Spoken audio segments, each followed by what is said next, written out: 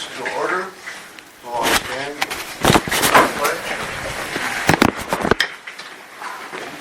I pledge allegiance to the flag of the United States of America and to the republic for which it stands, one nation, under God, indivisible, with liberty and justice for all. Is it all right if I set this up here? Yeah, okay. Thank you. I'd like to welcome the public and our birthday girl. Happy birthday, Laura. Thank you. 29 and holding? Yeah. Okay. All righty. And we start with the roll call, please. Jeff, Here. Frank, Here. Tom, Here. Doug, Here. me, Here. Laura. Here. Here. Okay. During the course of this meeting, the public may be heard before a vote is cast by the board. The president will acknowledge the public once the motion has been made and discussed by the board for their input.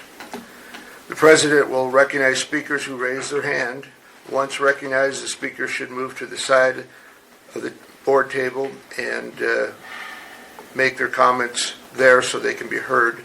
Please identify yourselves before making your comments and limit your comments to no more than 2 minutes. Each speaker will have one opportunity to speak on any agenda item. Once the public comment period is over, the public may not provide further comment nor ask any additional questions during the remainder of that agenda item, unless specifically requested by the chair or presiding officer at the meeting. We'll now go to public comments on any agenda items not appearing on the agenda. Ms. Ellis. Pam Ellis. I did send a letter or an email to the full board, but at the February 7th work session, Haley Grieve mentioned that we only had one employee that was making $130,000 a year in salary, and that was the prior general manager. I couldn't find any evidence, and I'm confident that that was never approved in a public session. Did you figure out, was that approved by a board? That was not a comment that was made by them. Nobody received $130,000. So what was Haley Grieve talking about? She said directly, Peyton was paid $130,000. She would know because 5% of his salary was paid directly as a profit sharing. She said she did not mention any names, and nor that. Laura, go ahead. Haley's response for the $130,000 was in response to my question as to testing, 551 testing for our plan if we had highly compensated employees. And she said we didn't have any plan employees making $130,000. So that was the base for that. I heard it differently. Thanks. Okay. Are there any other comments? Mr. Mackey. Mike Mackey, water user, ice water user. I got here in the paper here that says that you guys cleared over $6,900,000 last year. Is that correct? I would say it'd be close to that. So- Do you have the books in front of you? I have nothing in front of me. That might have been gross revenue, but that wasn't net. No, well, I'm just saying that was gross revenue. You went up from 41,600,000, or I don't have my glasses on, 41 million to 48,559 million. 48 million or 4.8. Yeah, right. Okay. So that's a gross of $6.908 million. Now, my point being is here, we've been discussing this bypass, and we don't have enough money to run that. And then with the increase in our rates that director here put forward last meeting, that we're not gonna have extra revenue off of that to continue with this. I think this is what's happening with this board. We're not looking at improving the heights. We're looking at more to give this over to Billings. And that's incorrect. We should be looking at helping out the heights and doing infrastructure here to help us out. This is what your board is supposed to do, not proceed along the lines of going to Billings. Just a correction, the board is a trustee, and we are here to represent the ratepayers. Well, exactly. And that's what I'm saying. Yeah. The ratepayers, not The to ratepayers. represent Billings, Montana. Right. And every meeting I've come to, you proposed integrating in with Billings. You brought it up. This director brought it up. Okay.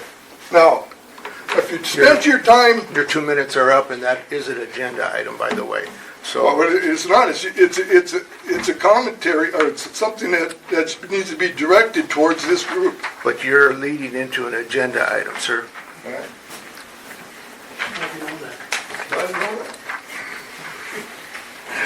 All righty.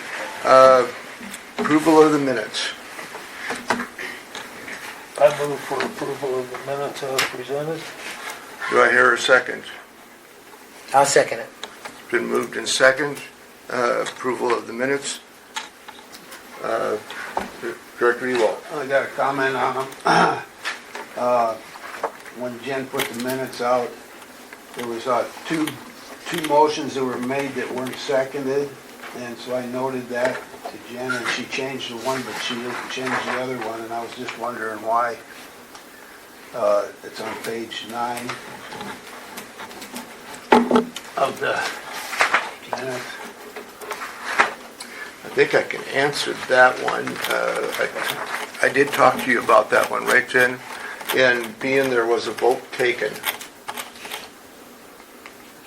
How do we know there was a vote taken? Because the other one on page 6, was the same way. One of them had a vote recorded, did it not? Well, both of them originally said unanimous vote, I think it was. I'm trying to find the one on page 9, how it said.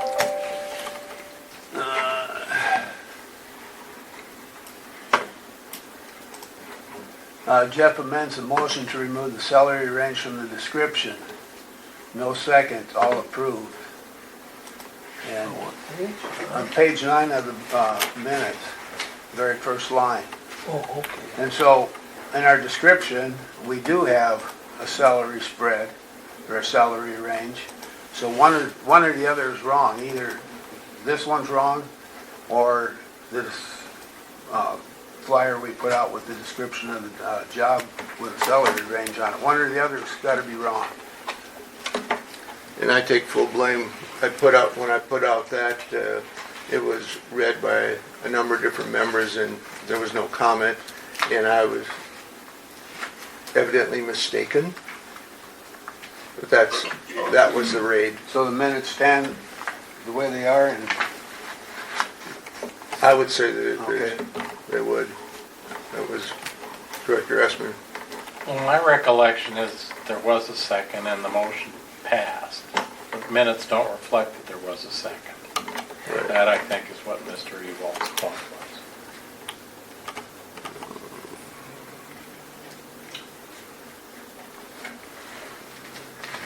Pretty, I think Jen had reviewed that, The tape. the audio, and there was no second. I think everything was moving pretty quick. Everybody started talking a lot. And I think if we kind of make a little procedural change of stopping to say Seconded by. just slow it down a touch so that if something like this does happen, it's easier to catch in the recording, and it's easier for Jen to follow along with when there's multiple people talking. So noted.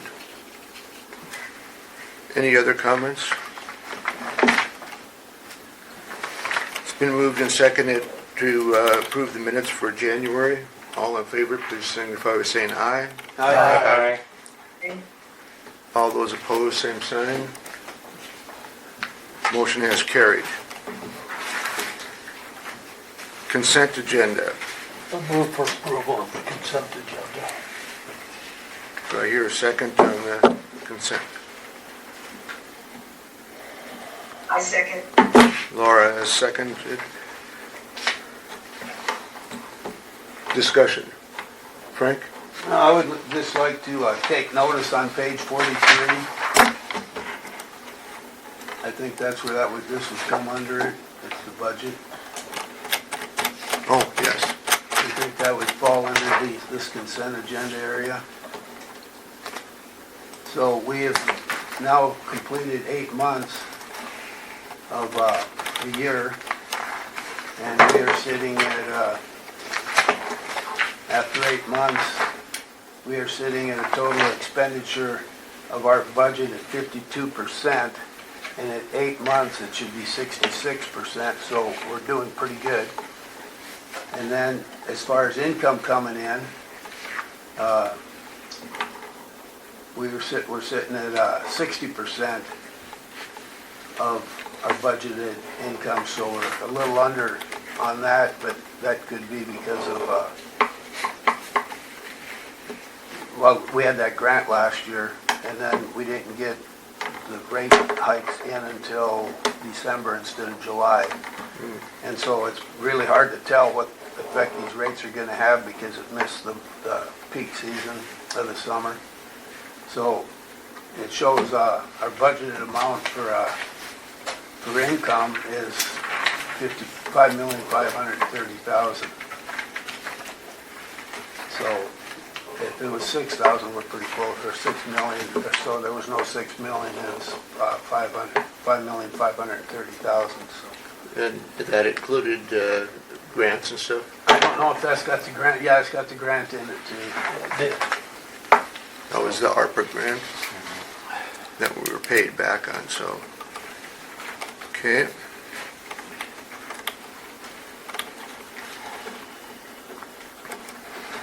Any other discussion? Director Esmond? Oh, I had a question for Josh on the engineering expenses year to date, but I can defer that until later, if the chairman wishes. Or would now be the appropriate time to ask? I think now would be the appropriate. So Mr. Simpson, on page 43 of the summary budget versus actual, it says we are almost $50,000 over budget for project engineering. 70% of the year's budget is being spent. Do you expect that we're going to continue to exceed our budgeted amount for engineering for the rest of the year? So the way that we had, and it's kind of a carryover from when Peyton did it, like 930 to 940, 970, we broke it out into, instead of, so like I always get them mixed up without looking, but we broke them into the task orders. So 930 would be like task order 28, task order 29, 97. That way, it was just tracking them all in the one fund. 970 was, I gotta look at the sheet to tell you the right project. So these 920, 930, 940, and 970 We are broke all engineering expenses? It was broke into the projects, yes. So our total for the 8 months to date is $589,969. Yep. And that's all payable to interstate engineering. It's all broke down in the task orders, the pay apps, and what the costs are. That's what's left to date is 361, 660. The last column is what's left. Available is what's Yeah. left. Yeah. So the budget for the year is almost $1 million. Yep. That's a lot of engineering. Thank you. Further discussion? Public comment? Well, I did have the question. I didn't understand why the amounts paid on the MasterCard were different on the analyzed business checking account than they were on the check register. There was no explanation for that. It's a significantly different amount. And one of the MasterCard bills was $7,000. $7,391.74. That is the bill that, the MasterCard that they're paying the utilities and all that on. Right, but I did ask, why would the business checking and the check register have different amounts for the MasterCard bill? I don't understand that. It was for the same period. And I did send that question to you. Right, I received it yesterday. Yeah. And sent it to Josh. So Josh, do you have an answer for that? I didn't get to it. Can you guys get to it? Because it's odd. I mean, but I don't get the notices. Mr. Chair, I have Laura. an answer for that. Yes, go ahead. So the difference between what we're seeing in our packet and the amount that went through our bank account is the information in our packet is for current month charges, where on the credit cards, where the amount that's showing on our bank statements is from the previous month's statements. So it's just a timing issue, It's Laura? just a timing, yeah. Yes. Thank you. Thank you. Any other public comment on it? Okay. Motion was made to approve consent agenda. All those in favor, please signify by saying aye. Aye. Any in opposition, please say aye. Motion passes unanimously. January bills payable. We already did that. Consent In the agenda. consent, yeah, it's doubled up. Manager's report. All right. Well, as you know, we had the leak on St. Andrews on January 19th. Mainline beam break in front of the residence. We were short-staffed that day. Both of the guys that operate, one was out on vacation, the other was sick, so our short staff had no choice. Contacted Western Municipal to complete the repair. They got all that done. True North did the cold patch and will return in the spring to put the permanent patch. Western was up there again today taking care of any of the settlement issues that had arisen. On January 21st, it was a Sunday, we had a service line leak at 1113 Reese. The service broke at the curb stop, so we had to go out and dig it up in the driveway and patch it, and we'll be back in the spring to pull a new service line. Again, the crews did a great job on that one, coming out on Sunday, getting it knocked out in a pretty timely manner.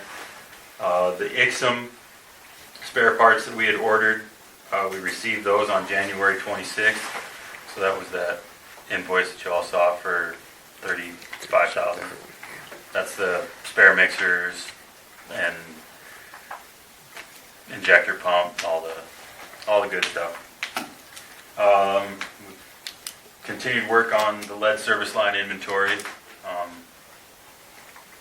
Jen's been pretty awesome at data entry portion of that, so we're cruising along getting that, completing the inventory.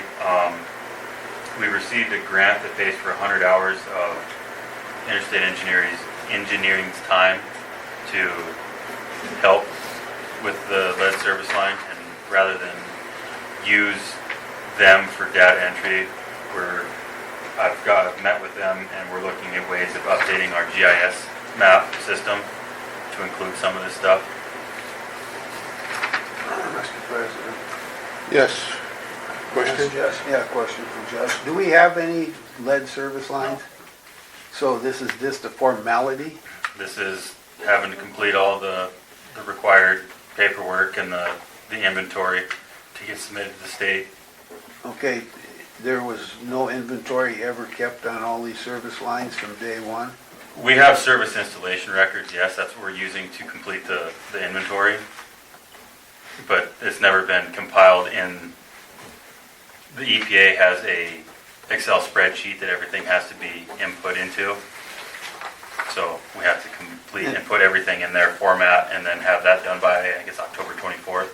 Okay, if you got all this records done, why do we need interstate engineering? It's a grant program that came, that,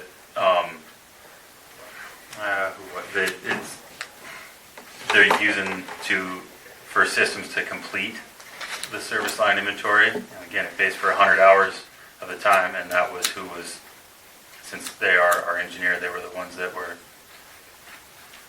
So it's just all a government formality, jump through the hoops, Yep. cost some money. Okay, thank you.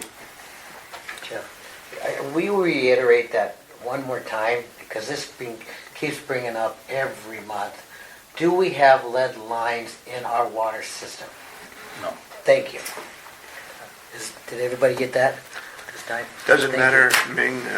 But I know. It's a requirement that we do the survey and. Understood. Okay. I've talked with Summers McNay about the next year's audit. Brian came back with a price of $14,500 for the audit. And then for some of the questions that were asked at the work session, he'd be willing to honor that price for a 3-year time period. If the district chose to go that route, and they would like to be on site in August to do all the on-site work. Mr. Chairman, Director Esman. how many years has it been since we sought a competitive quote on this audit? Two or This will be the third year. third year on this one? So there was one, that's close enough in time. Thank you. Director Cabrera. If I'm correct, we also had Anderson Zamulin do a double audit as well 2 years ago.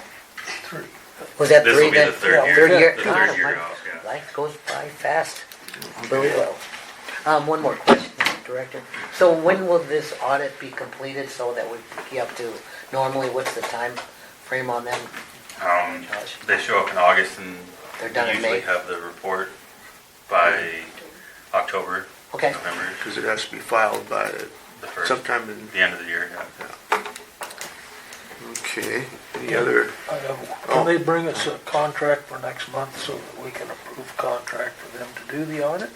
Yep, I will get with Brian and let him know that. Do you Okay. want to do the 3-year or single year? Because it was brought up the 3-year. Let them bring forth the proposal and we'll make the decision next month. If we make it tonight, it hasn't been advertised, but if it's part of the contract, we get to choose whether it's a 1-year or 3-year and be advertised. But I think, Cabrera. yes, Chairman, if we look at this thing, it'll be a 3-year at the same price. Okay, just note. So That's fine. 14,000 saves some money. I agree. Okay, then we got the city storm drain project on Wicks and Bitterroot. This has been kind of an ongoing mess. We've had 4 main line breaks, and 2 service lines in the last month. We've met with city engineers and the project engineer and the contractor to try and iron out some different means and methods to protect our utility. We brought forth the possibility of us furnishing materials and the city paying the installation costs to replace that main that they continue to allow to break. They said no. I sent all you guys the quote from the 3 different supply houses on what materials would be, and then we just received the bid from Western as to what they would charge for installation. So you guys can figure out kind of the route you want to go with that. Question for you, Josh, on that. Have you checked for any federal grants on asbestos replacements? Not. I talked to an individual today, and he said he thought there was some out there. Yep, we can look into it. And also on the same line as the asbestos, is there anyone in town or in the area that can actually inspect the pipe, a piece of that pipe that came out of there? I hear they're stored in a lot someplace up here in the heights. That's what he said, they're bagged and stored. That we can take a piece of that asbestos out and have engineer or somebody take a look at it and grade it. I'll check into that.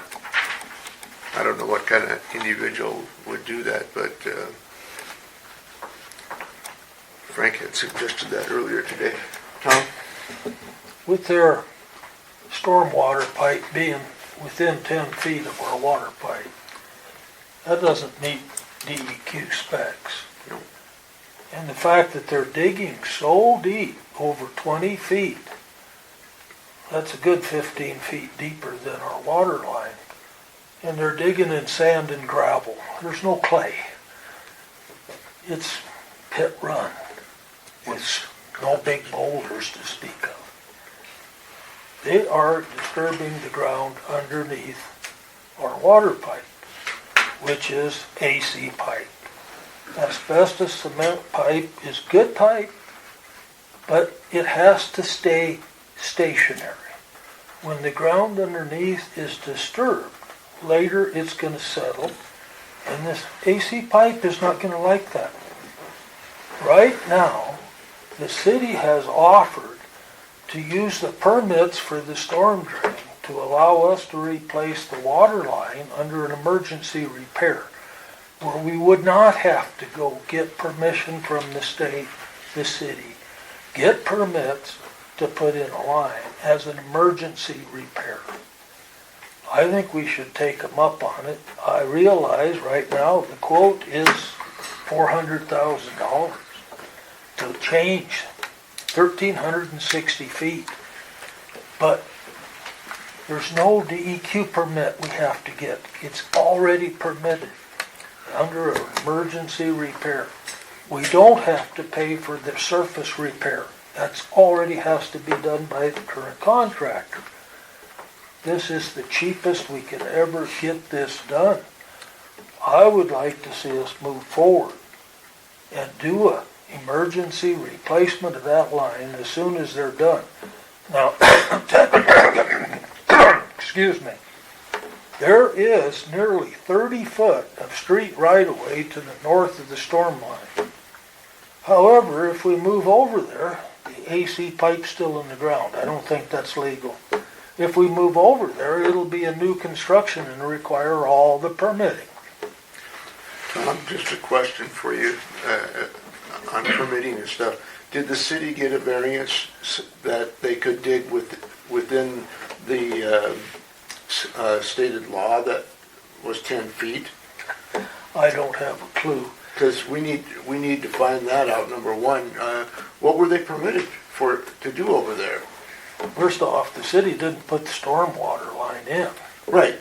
That was in long before we was in the city limits. I didn't live here at the time, but I would bet money that stormwater line was put in before our water line was put in. So technically, the district's at fault for not having the 10-foot separation, because our line came second. We had the Do we 10-foot really want to separation get at the in time. there? Pardon? We had the 10-foot separation with the 36-inch line that's in there, but they upsized to a 54. So That's what's taken our, Yeah, that diameter is taking its toll there. And that's why I asked you, when the city went out for their variant, did they go out for a variance because they exceeded their size before, or did they just go off the old standard that they had there. Let's be honest, the city moved our water line on Bitterroot from the west side of the street to the east, because on the east side of Bitterroot right-of-way is a high-pressure petroleum gas line. Crude oil, gasoline, whatever they want to put through it. That's not very deep to put the stormwater in there. They didn't want anything to do with it because of the high-pressure petroleum line. So they moved our water line. But here we are, working right beside County Water District's water line, and that's no big deal. Apparently, high-pressure petroleum companies have more influence than Heights Water with the So city. they make a bigger flash. Definitely make a bigger flash. Any other comments? Josh? Frank had, oh, did Laura, do you have one? I Laura? have a question, if you're done with your report. Not quite. Okay, keep going. Okay. So, I've been in construction for a while, and when we met out there with Western and the city, the foreman for Western, he wasn't very gracious to us. He's like, heck with you guys, we ain't giving you nothing, even though we're the ones that caused all the cave-ins. So, and then he kept complaining about how much more time they're spending to get anything done. And so when you got a contractor working on a project that they're losing money on, and then they have an option to bid to replace the water line, they're gonna pick up some of that money they're losing on putting the sewer line in by putting the water line in, which is a pretty much straightforward deal. So if we do, and I agree with Tom, I think you can't do it any cheaper than the way it's set up now. But if we decide to go that route, I feel we should get at least 3 bids on replacing that water line and just see if we can save a little bit of money over that $400,000, so.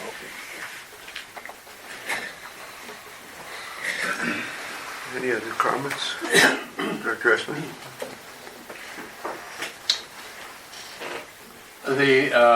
I guess my concern is,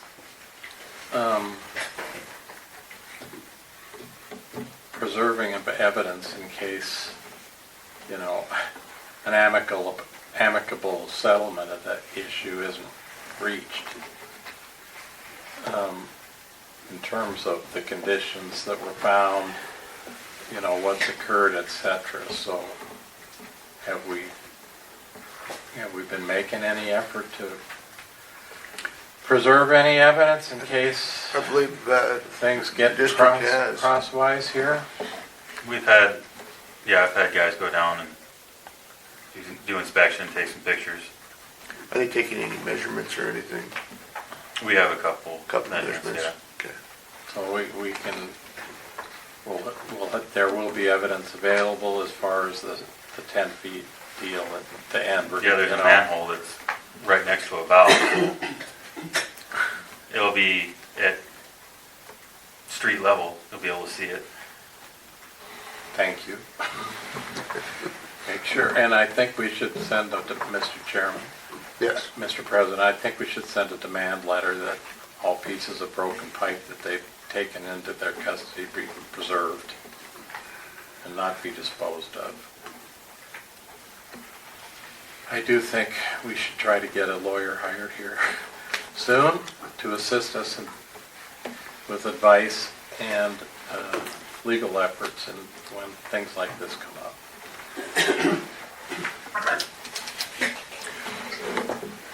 Any other comments? But the only other thing I guess I have, and they'll fall under, one was the annexation SDF system development fees. Kind of how you guys want to do that, that's an agenda item later. And then I guess when Laura does the treasurer's report, some of the stuff with Stiefel, like if we have a couple of CDs that just came due, so if you want to hold those. They're maturing tomorrow. Okay. So, how you want to deal with that? Let's take care of the Stiefel stuff. But So can I ask my question? Yes, go ahead, Laura. On page 45 of the agenda packet, there is the bill from Western Municipal for the repair on St. Andrews. Yep. Josh, has that been paid in full? No, I think Susie held that because that's one that, That's, that oh, hey, everybody wanted withheld to be voted on tonight. Okay, I wanted to ask Frank a question. Toward the bottom of the page where it says summary, it has labor, equipment, material, subcontractor, and then it has an additional markup of 30% for labor, equipment, and material. Frank, is that fairly normal? I went to a higher level than myself, and he told me that 30 seems a little bit steep. Now the 3%, he says that's standard across the spectrum because 1% goes directly to the state, and then 1 takes care of bonds and insurance and taxes. But the 30% seems a little bit exorbitant.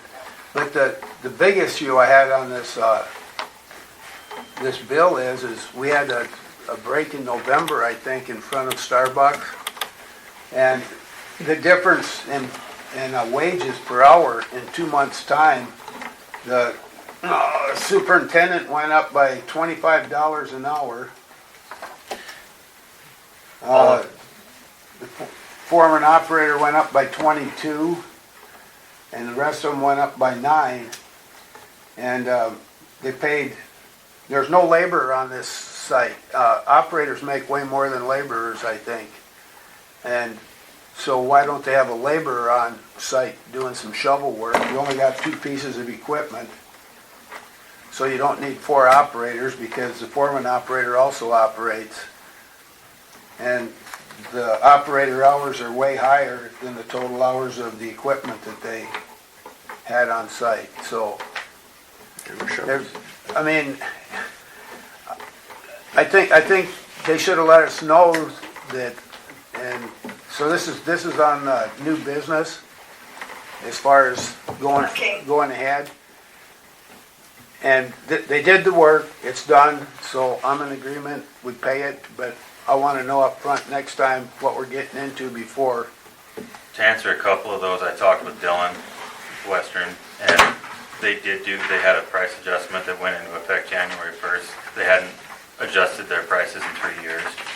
So that's where the price per hour difference came from. And whoever I talked to says that that's very possible that the price would go up that much. But, I mean, it would have been nice to know that.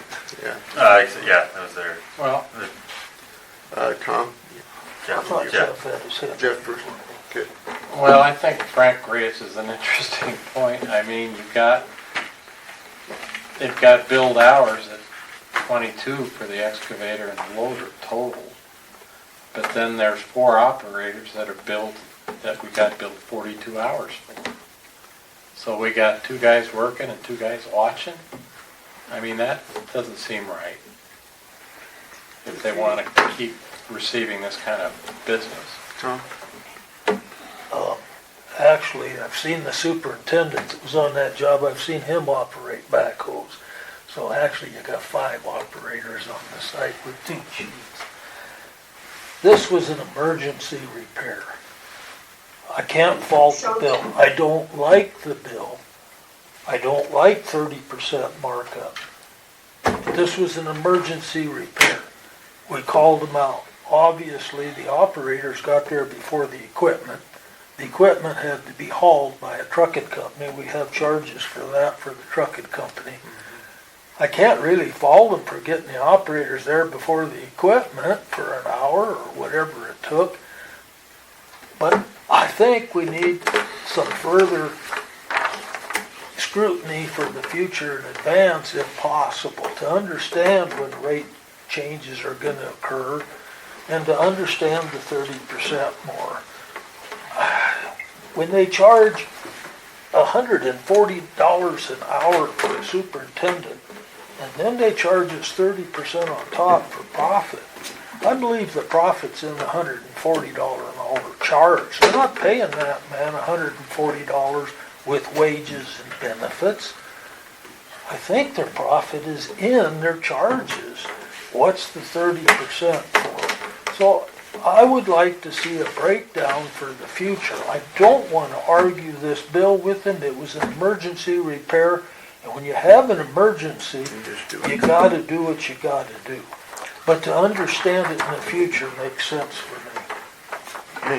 Yeah, I just, Josh, what's your procedure for hiring, like Western Engineering? You just go down the list, is that correct? A lot of those, I just start making phone calls, and the first one that says they have a crew available, you're hired. Okay, yeah, so, I called COP. COP was my first call and they didn't that have a morning. crew. They were on a crew-wide shutdown for meetings that day. So I said, okay, thank you, and I called Western, and they said, yeah, we can get a crew together. Okay. Laura? Go ahead, Thank Laura. you, Mr. Chair. Josh, do we have a projected date for the repair of the St. Andrews Street, or has that been repaired? They did it today. Okay. Then how, did you inspect it? Oh, yeah, the city street inspector was up there all day, so. They Okay. dug out half of it, recompacted, had a compaction test done, they had 98.5% compaction. It's redone, ready for asphalt. So will that prevent additional breaks in the future in our water line? Just the street. The Just 90% impact? That's just for settling, so the street shouldn't settle. Right. They wanted 97, the city wanted 97, and they got 98 and a half, so. Okay, thank you. Yep. I do have a question for you, Josh, on the same project. You had sent this out earlier this evening, Yep. and so Western Municipal is taking care of this, correct? Yep, that's, Even there are though some, we hired them out, so that's Yeah. there. they don't show it on their piece, so, No, that's been, again, yeah, so, That's part of their own bill. yeah. this looks like the city bill. This here. It's the permit. So, Frank? Josh, there was a couple homeowners that weren't real happy. Are they satisfied now, or do you know? Or I haven't heard. You haven't heard? Nope. Did anybody check out the damage they claim they had, or? No, they made a couple of phone calls, we discussed it with them, and that was it. We never heard anything else, so. But nobody actually went and physically looked at what was, okay. No, just the outside. We didn't get inside. Nothing got inside. We didn't go inside, Oh. so I don't know. Okay, thanks, Josh. Anything else, Jeff? That'll do it for now. Alrighty. Public comment? On the manager's report? Do I have a motion to approve the manager's report? I move we accept the manager's report. I second it. Been moved and seconded to accept the manager's report. All in favor, please signify by saying aye. Aye. Let the record show the vote was unanimous. Laura, you're up next again on treasure report. Alrighty. My apologies for not getting this to you more timely, but I have been in Daytona for about 10 days. Don't rub it in. All right. As of January 31st, in our checking account, in our gross income account, we have $1, and we were charged $810.63 in service charges. In our payroll account, we have $122,768.99. No service charge fees were charged on that account. In the sweep account, our ending balance was $746,590.50, and we earned $397.57. So our total checking is $869,360.49, and our net fees were a minus $413.06. In Stiefel, at the end of January, this is our cash and equivalent was $24,907.42. Our fixed income CDs, $6,596,819.89. Total in Stiefel investment, $6,621,727.31. End of January, our money market savings account, First Interstate Bank was $257,648.91. We earned $639 even in interest. Yellowstone Bank Reserve CD, $219,584.53. So our total investments in savings and CD at Yellowstone Bank and First Interstate, $477,233.44. Our total cash position is $7,968,321.24. Our net, we had a net earnings of $225.94 in interest. Our change to our cash position, month over month increased $132,271.93, and year over year, $713,850.61. Thank you, Laura. Are there any questions for Laura? I think she's got She's got one more? more thing. CDs? I Yes. do have another one here. Okay. Let me just see if I can find it quickly. Yeah, she said it's not in the agenda. I received an email today from Steve Knutson. There's a proposal that he sent me today regarding CDs that are available for 5.10% with a due date of 4 years out. As he had discussed with us previously, in our portfolio, we had some areas that we were lacking at our 4-year maturity rates. So that's pretty much what he was looking for us. We don't currently own any CDs which pay the 5% at that in the 4-year range. The Stiefel account now has $300,000 in money market and $500,000 in smart rate, paying currently 5% variable rate. He's suggesting that we purchase CDs,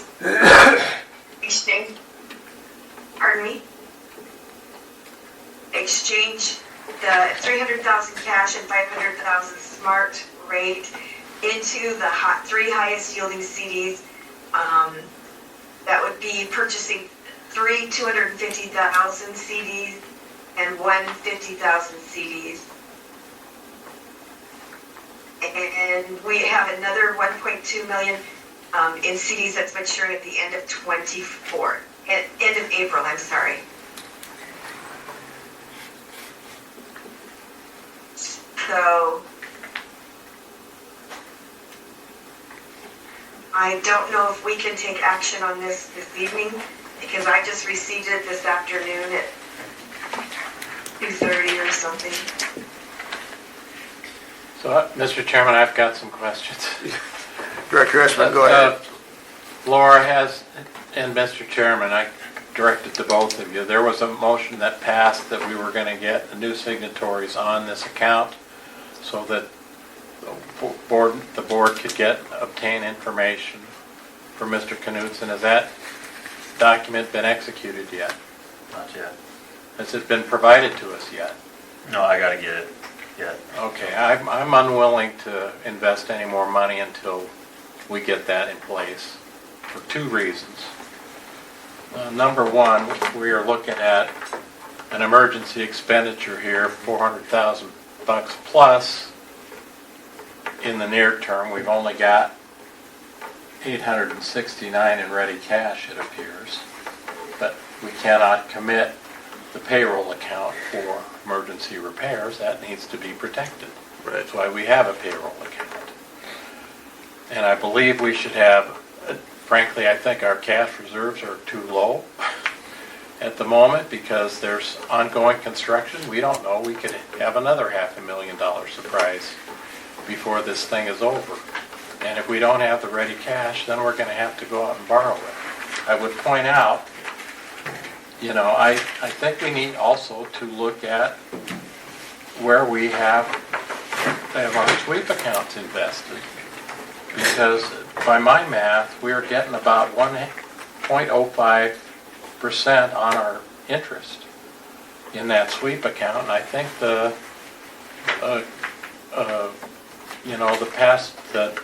short-term investment plan with the state is paying way 7 to 8 more times that at least. So we're leaving money on the table because we're not making use of a state fund that we are capable of using. So I think we should start,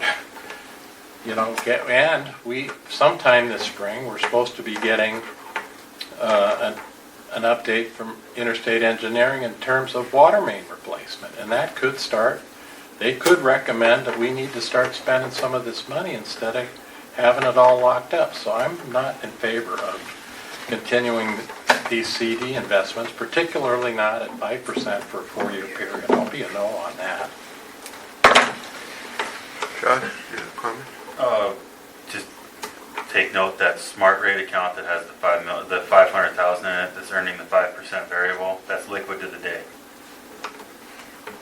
And that's the kind of fund we should have our money in. That's Not what in the smart rate CDs. is. And that was one of the things talking with Steve yesterday, to leave that one and then get out of the money market that's making 20 basis points. But that was the whole point of, we wanted to ask you what direction you wanted to go. You want to let that sit in limbo for now or invest.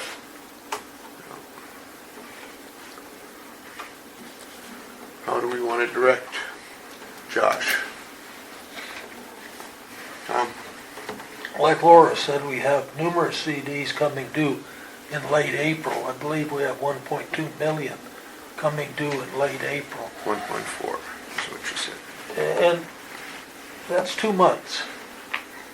So I'm not real upset with our cash balance is. However, with this Wicks Lane project, I cannot see investing all of the $800,000 at Stiefel. We have to pay this $400,000 emergency repair. I don't know when they're going to be done.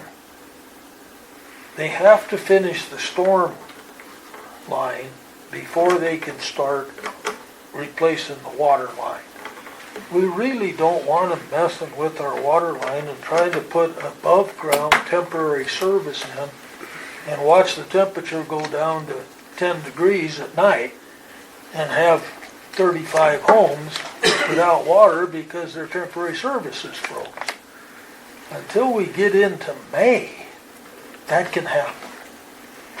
So I'm a little leery on timing of this Wicks Lane project.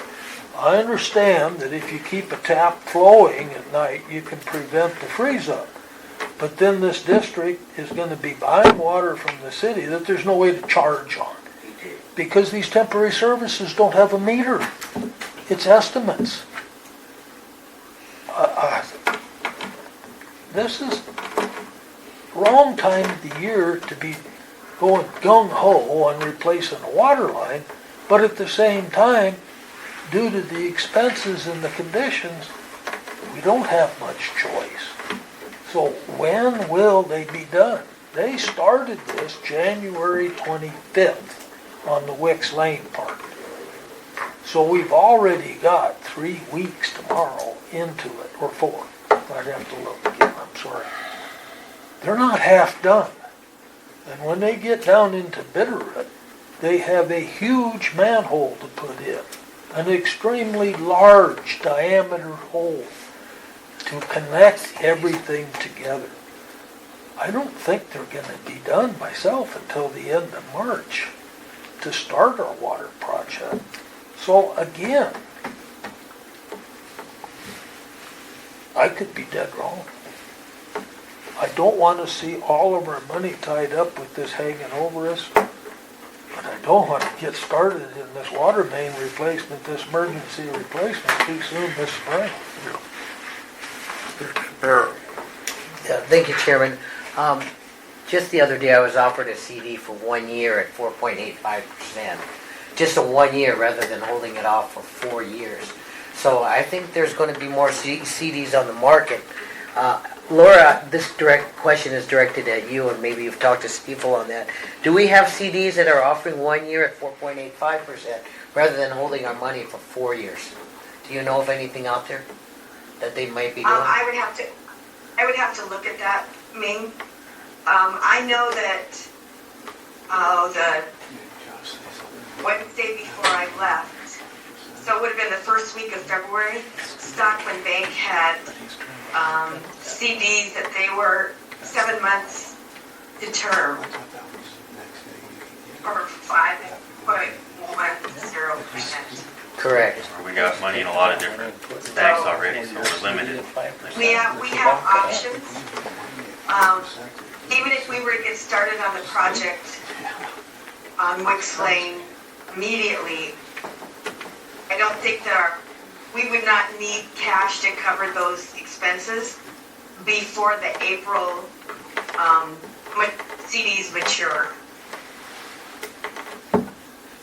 And again, you got But that, I appreciate Director Essman's comment that we need to get, the forms from Steve Knudsen to get all of the signatures where they need to be, as we approved at the board meeting last month.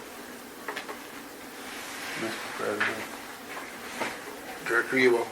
for Josh. For Josh? Josh, did you say that we got $500,000 sitting there we can get tomorrow at 5%? yes, sir, Is there any restriction on how much we can put in there? it's topped out at the 500, It's topped out? yeah. Yeah, that's the problem. And that's what he said, leave that 5%, that 500 there, because it's making 5%. Granted, it's the variable rate, but obviously the feds are kind of hanging steady and not looking. So, And what does the state have to offer? Does anybody know? Well, I haven't checked the rates, I think we should, but, I think I recall this, they've been paying high 3s, low 4s, and I'm not sure that the amount that we can put in there short term is limited. So that might be an option that we could use to avoid this savings account that's getting us 0.0005 with First Interstate Bank. That doesn't seem like it's a very good return. No. just saying, invest the 300 that's sitting there in the money market that's making 20 basis points, leave the 500,000 in the smart rate, and then you have that as liquid cash to the day, and then you have 1.2 million coming due the end of April that you can do all kinds of whatever with. Yeah, so we're flush with money, in other words, right now. Flush with money, but timing is, Timing is a problem. Well, then, I'm a little confused, because I thought Laura said we were gonna invest 800,000 in these 3 CDs. I think there's the opportunity to do that. Because 3 were at 250 and 1 was at 50,000. So that would use up our 500,000 in that 5% sweep account. I don't want to do that. That's the way I interpreted where the money was coming from. Coming from is from the we'll let Laura 500,000 explain here. plus the 3. Go ahead, Laura. I would just like to make the comment that I would be in favor of moving the money in the savings account at First Interstate Bank into that short-term, the STIF plan, as I believe that would reduce some of our risk with First Interstate Bank, because right now we have a lot of money in First Interstate Bank that would not be covered by FICA.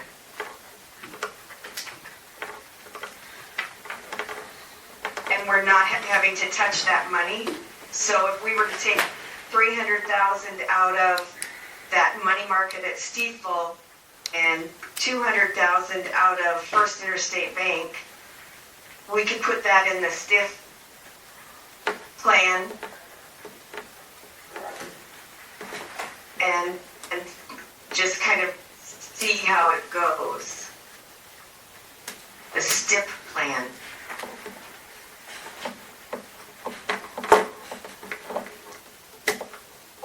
If you would like, I can investigate how we do move forward with that and bring that to the work session for discussion. I would appreciate that. Yeah, I think that would be there's some good. Thank you, Laura.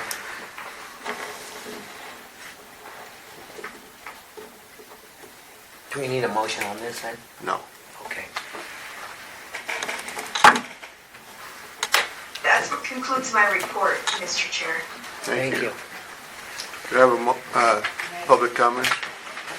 Yeah, my only comment, I don't have the information, but Jennifer Duray is coming to the task force meeting on Tuesday, and I did ask her to come prepared to tell us when the project on Middle Road is going to be finished, or when she projects it. So she should be able to answer questions at that point, and a lot of us attend the task force meetings. Okay. Thank you. Their Other contract comments? calls for two. Other comments from the public? Seeing none. All in favor, please signify by saying aye. Should we get a second Favorite on it? what? Of the treasurer's report, approving the treasurer's report. Did anybody make a motion and second No. it? I move we approve the treasurer's I'll report. second it. Okay, it's been moved and seconded. Moved by Tom, seconded by Frank. You got it? All in favor, please signify by saying aye. Aye. Opposed, same sign. It is unanimous. And Laura will be bringing information on the STIF plan to the work session. Committee reports. We've been interviewing a couple lawyers. I believe Tom has a report and for us on that. Right. We interviewed Martin Smith with Phelps Martin and Franz Anderson, I believe that's how it's pronounced, good German name, with Bilstein, Monson, and Small. We went to Franz first. Bilstein, Monson, and Small is a relatively new firm, comprised of attorneys that used to be at numerous other agencies for a number of years. There's nothing wrong with that. I mean, it's a good firm. I believe both of these firms could handle our business. However, I prefer Phelps Martin and Martin Smith. When we went there, the first thing we learned is that Martin Smith is the head contract man for Phelps Martin. And I think that's one of the big things we need is contract advice. Next is that they don't double bill. If it wasn't Martin Smith, if it was John Blow, and we needed a contract, it would probably be written by Martin Smith, but we get one bill for 1 man hours.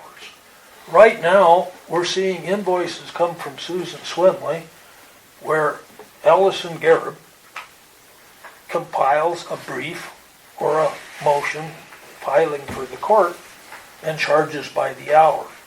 Then Susan Swinley charges us by the hour to review it. Not the case at Phelps Martin. We had interviewed them last, and I wasn't smart enough to know that was a possibility to ask Bilstein. However, Franz Anderson admitted that he's new into open business, open meeting laws and stuff like this.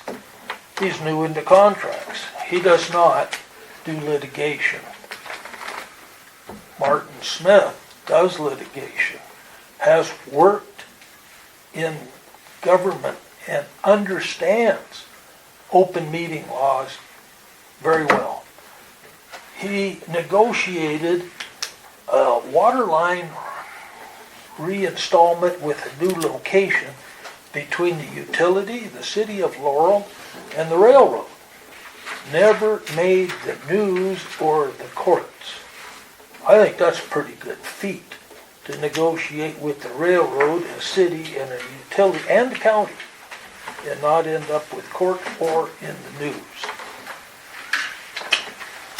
I know Felt Martin charges more, Martin Smith will charge more, but I think he can answer our questions quicker than Franz Anderson. So I recommend that we go with Franz Anderson at Felt Martin and try to get a contract agreeable. What, you said You Franz got- out? I think you mixed them up, Tom. Yeah. You recommend.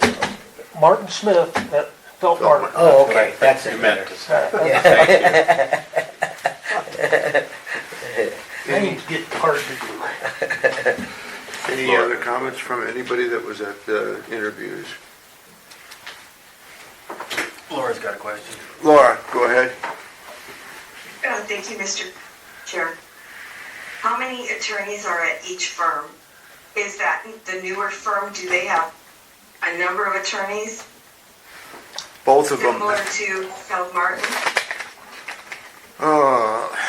They don't list the entire, Felt Martin lists 10 attorneys Yeah. and 2 others, and Bilstein does doesn't not list. list their total attorneys with this, no. My experience with Billstein is I know they've got at least 5 or 6. But when I was in there and work they did for me personally. And as Franz versus Martin Small, you're paying litigation wages to the one Yeah. for everything. That's, to my knowledge, that's pretty much the highest rank. The litigator is the big dollar maker in the firm most of the time. And I don't know if I would be for paying top dollar for, or waiting for an additional day for the same information. That's where I would come at that. But both of them are both very well versed. I think either one. In fact, Franz Anderson recommended Martin Smith over at Felt Martin.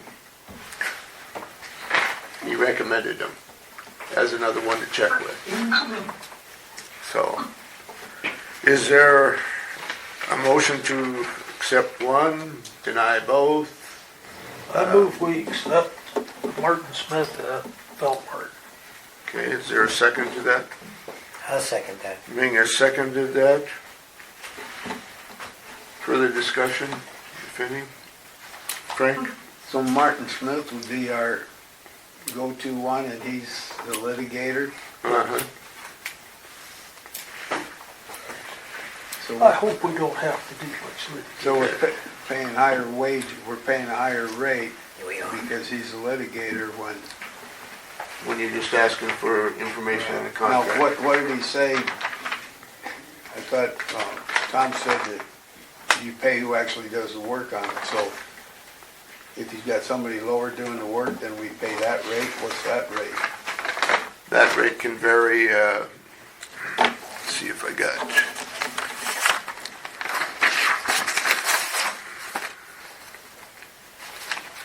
Yeah, if they use a paralegal, it's $150 an hour. Okay. Right. And he's at $350. And Franz Anderson is at $305. So there's $45 an hour difference, and I understand that. And that would come in play if you got if the board requested and got on the phone and made a call for information, that call would be at the 350 rate. 50 versus 2. Jeff had a question. I just want to clarify, the litigation we're currently involved in, that would remain with Ms. Swimley Yes, regardless of hiring a counsel for our contract work and other issues that arise from here forward. right, Correct? correct. So, okay. Yeah, we had a letter from Ms. Swimley, and she stated that she would continue on until that litigation was finished. Thank you. Public comment? Ms. Ellis? I don't know the specifics. I've worked as an office manager in a law firm. I've worked as a paralegal, and I've worked with several attorneys on this, with this board. We paid far less to Martin Onig by far than we paid to the people at Felt Martin who weren't competent with contracts, and so spent a whole lot of time. I just think you're running ahead to hire somebody who's competent with contracts and pay $350. You're paying Susan Swimley and Allison what, $525 an hour, $525 an hour, and Susan Swimley has not spoken a word in the court, not one word. So hire the most competent person. I also personally have some concerns. I know nothing about the Bilstein firm, but I did go to the franchise hearing, the franchise lawsuit hearing, and Mr. Bilstein is really good friends with Bill Cole, and I would have some concerns about whether those friendships would get in the way of anything that you wanted to do contract-wise with the city. So I know it's a different person. Leases office space from the other. That's their role. Okay. That's Yeah, that I didn't, and I didn't know if it was a problem, but I was really appalled at the hearing. Yeah, that's the only connection We between did those. ask both if they have obvious conflicts of interest with the Yeah. city. And Martin Smith is with Felt Martin also. Right, I realize that, but it sounds like he's the person that has the skills that you need. Okay. Any other questions from the board?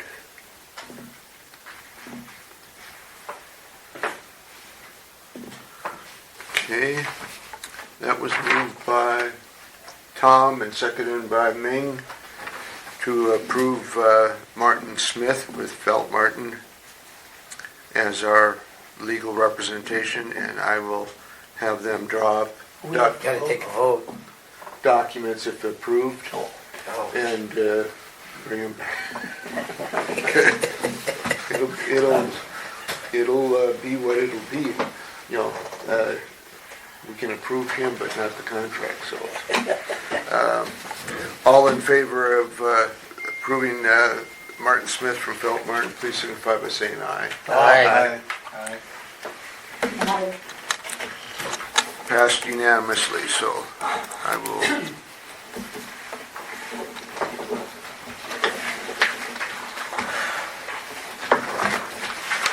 Okay.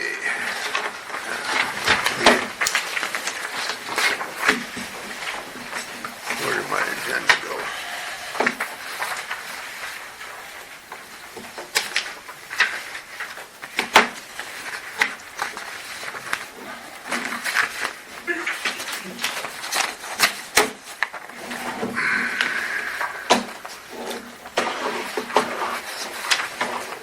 Can't find the agenda. Good Lord.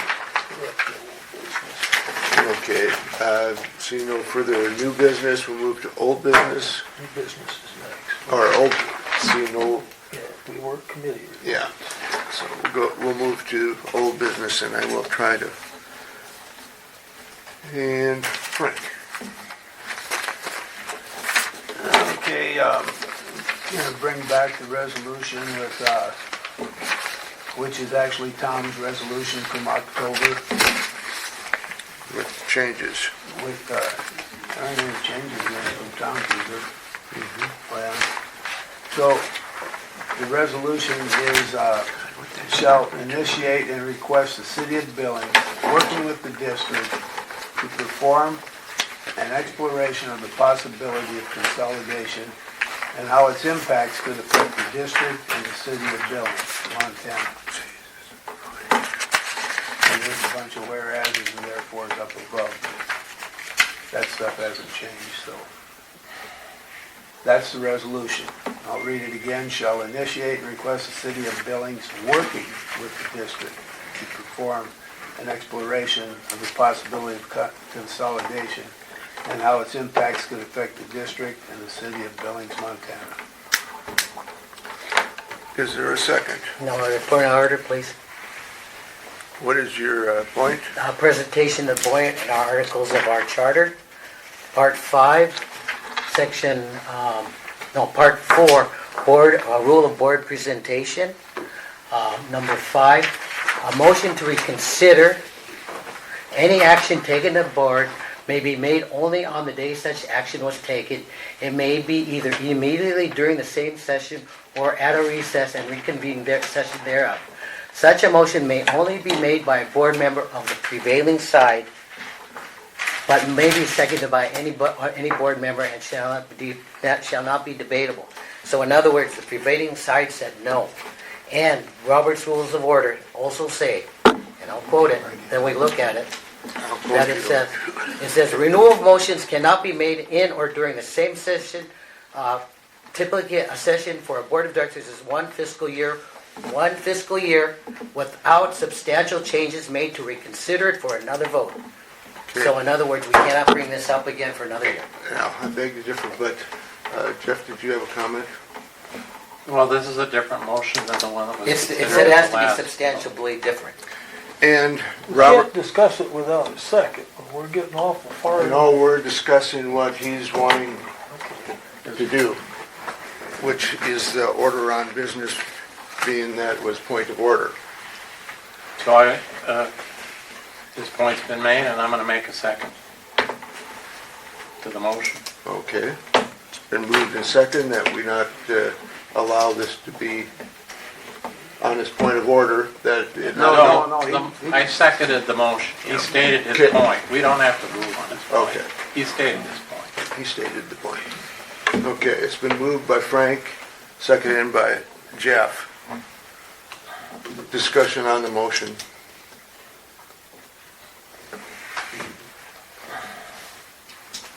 Mr. Chairman. Oops. Oh, well, Go ahead, you had your, well, you made a second. this is not a determination of what the final outcome is going to be by any stretch of the imagination. This is about exploration. And I think we have a duty to the ratepayers to, explore this. Obviously, if the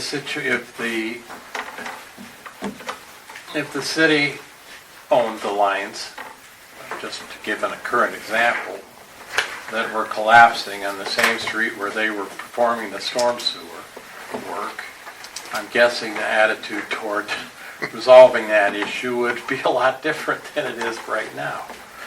So there may be advantages there.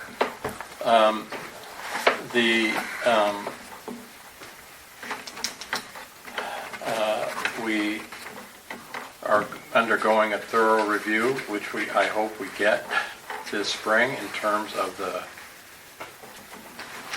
physical, the condition of the physical plant of the district, in terms of what it will cost and what the timing will need to be. I would definitely encourage Mr. Simpson to encourage our $1 million engineering firm to make sure that whatever work they produce will be, that they must realize it's going to be reviewed by peers, and it better be able to handle peer review in terms of its efficacy. So, I think we need to see what we have. We need to see if there are savings possible. for the ratepayers. And that is our concern. You know, we have to take care of the ratepayers.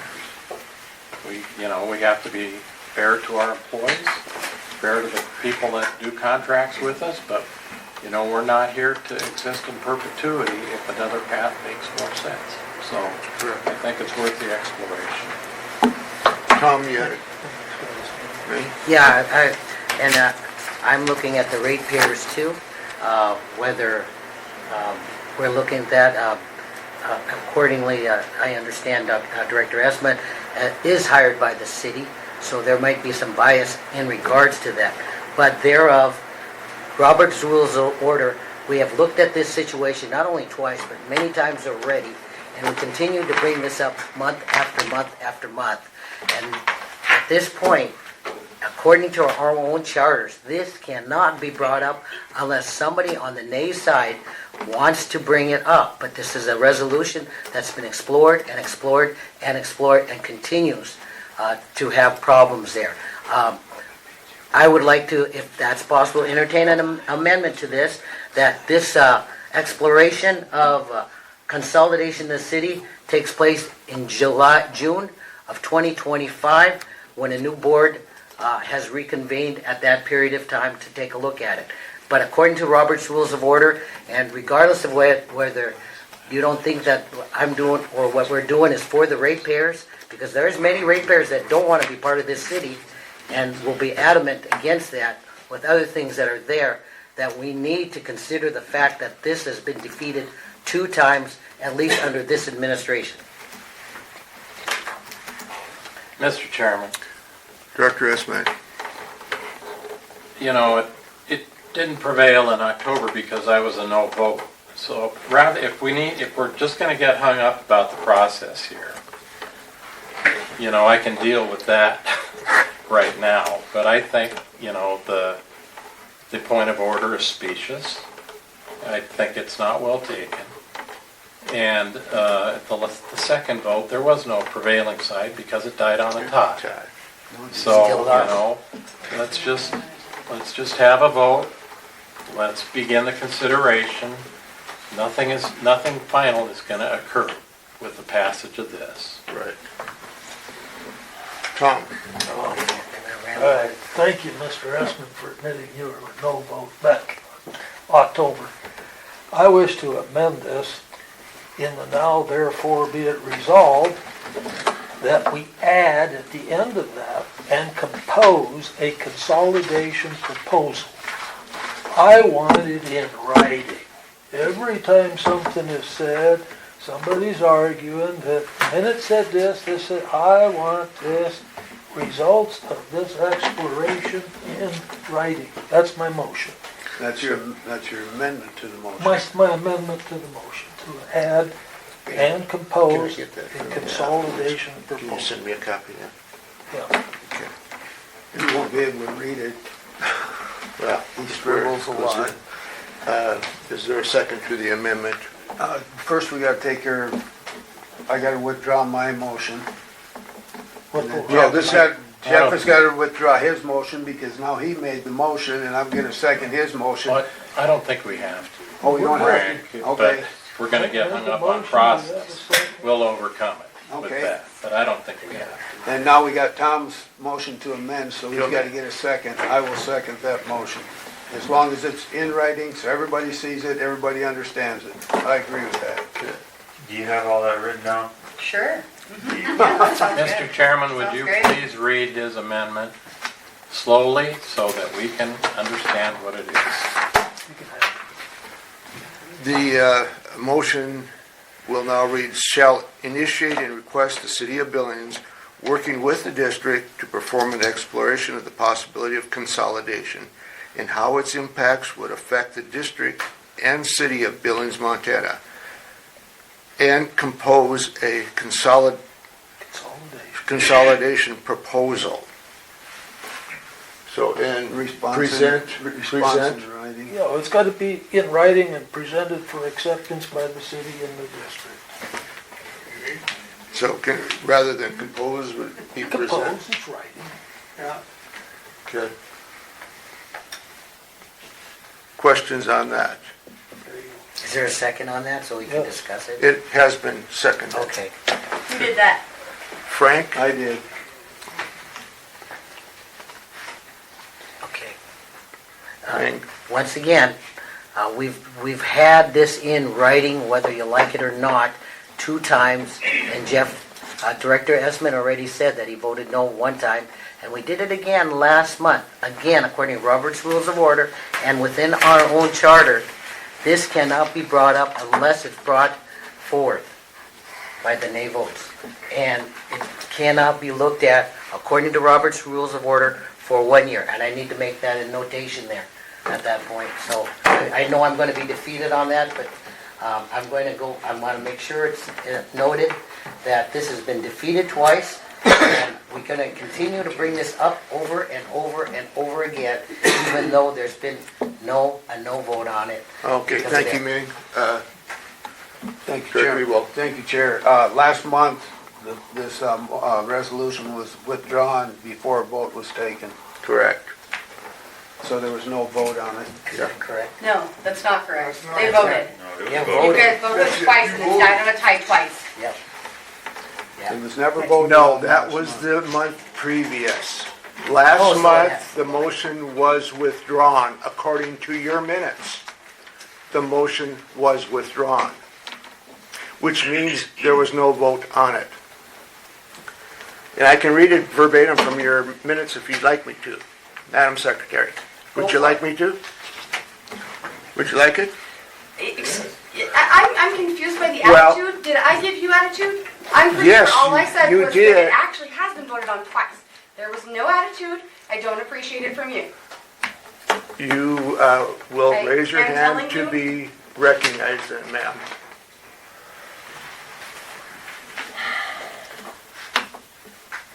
Can we return to the motion on the floor, Mr. Chairman? Yes, we will return to the motion on the floor. Is there any other comment?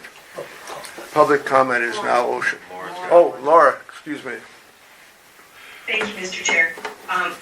While I understand and recognize after discussion last month, where I asked to have it put on a ballot to see what the ratepayers, get some direction from the ratepayers, and Director Esmond said it's kind of the cart before the horse or chicken before the egg, whichever one applied.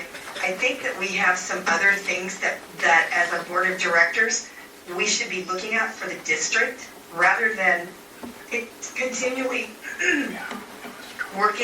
looking at this consolidation. I'd like to see the board of directors have the attorney in place. I was excited to see that we moved forward with that. Work on getting a general manager hired for the district. Develop a strategic plan so that we have some direction, because I'm feeling like we don't really have any direction at this moment. And if we don't have a direction, it's really difficult for us to provide direction for our staff. So I'm going to be a no vote on this. I agree that at some point in the future that this is something that needs to be done, but I think we've got some housekeeping to do before we move forward with this. I'd hate to see us take and spend immeasurable amount of time on working to get exploring the consolidation when we should be spending some time on some of these other things. Tom? Well, I understand everything Laura has said, but I also understand what Mike Mackey said at the start of the meeting. Instead of putting Band-Aids on, we need to look at the district. Instead of constantly looking at trying to consolidate, we need to look at the district. When this proposal comes back, it'll be something we can smile about. It'll be something we say, kiss our shaded side. And it'll be on paper and everybody can read it, and it's not a done deal when there's a proposal. So I want to go forward with this and find the facts so that it's in writing. out in front, so everybody knows whether there's any possibility of consolidation or not. Very good. Any further board comments? Public comment. I have a right to make a comment also. Comment right here. I haven't called for public comment as yet, but she was on, so it's back in this court. You've had it on for 15 minutes.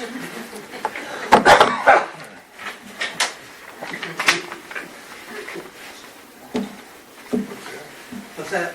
Please refrain from any small talk. I apologize, it just slipped out. Thank you. The reintroduction of a failed motion is addressed in Robert's rules. It's also,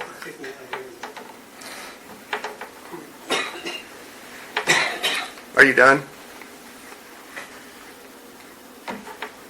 We're trying to conduct business. I'm sorry, I had a cough. You were talking out loud, Butch. Robert's rules actually says it can be brought back as many times to infinity.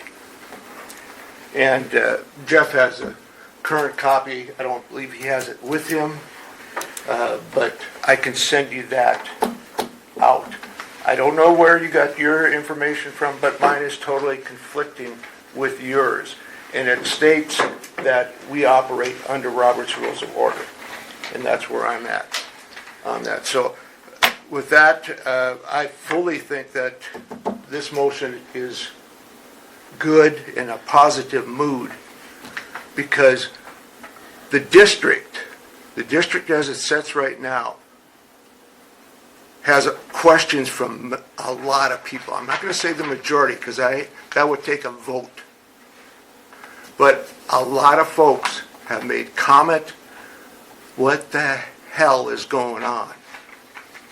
We get comments, we're making this big money, and we're not. We get comments on all kinds of stuff. It's all hearsay. If you want hearsay, let us take a look and explore what the possibilities are, bring it back to the district as a proposal, and then, and only then, can we know what's actually out there for us. If there is no further comment from the board, we'll take public, Ming? One question. Obviously, you can tell by the hotly debated attitude of this thing that this is not an easy answer.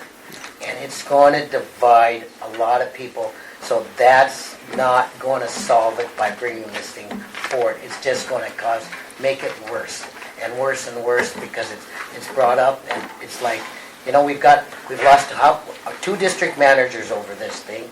We don't have a district manager on board, and the district manager that may come on here will know that, oh, by the way, next year your job is gone because we may consolidate with the city. We've lost our legal representation over this. So obviously, this is hotly contested, and it should be laid to rest for at least 1 year. Public comment.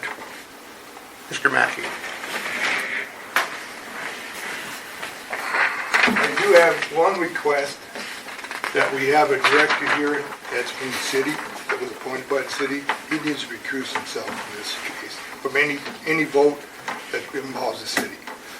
Secondly, I canvassed my neighborhood, 25 homes, 50 people would vote against this.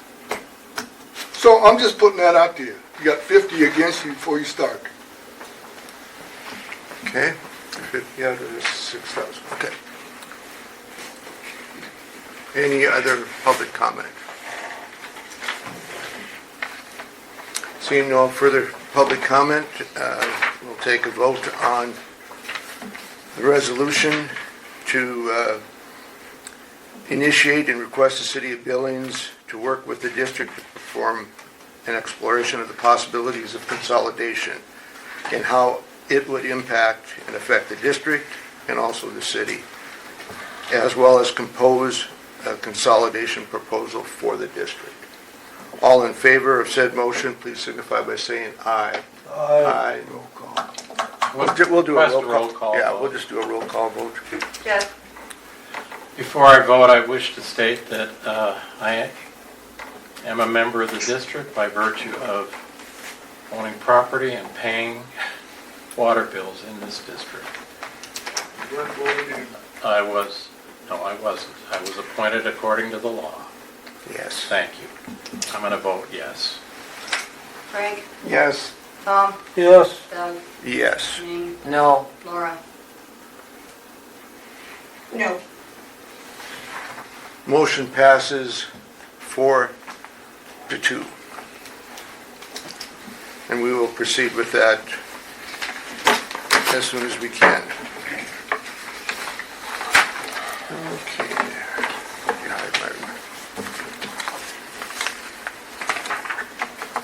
Next item is new business, renewal of a Randall and Hurley contract. We have signature papers come for that. Yeah, put them in the packet. Right, it was in Do you have one printed for signature and stuff in it? the, Okay. Question for the board then is, who should be authorized, and how do we want to work that out? We spoke about it earlier, but Tom, go ahead.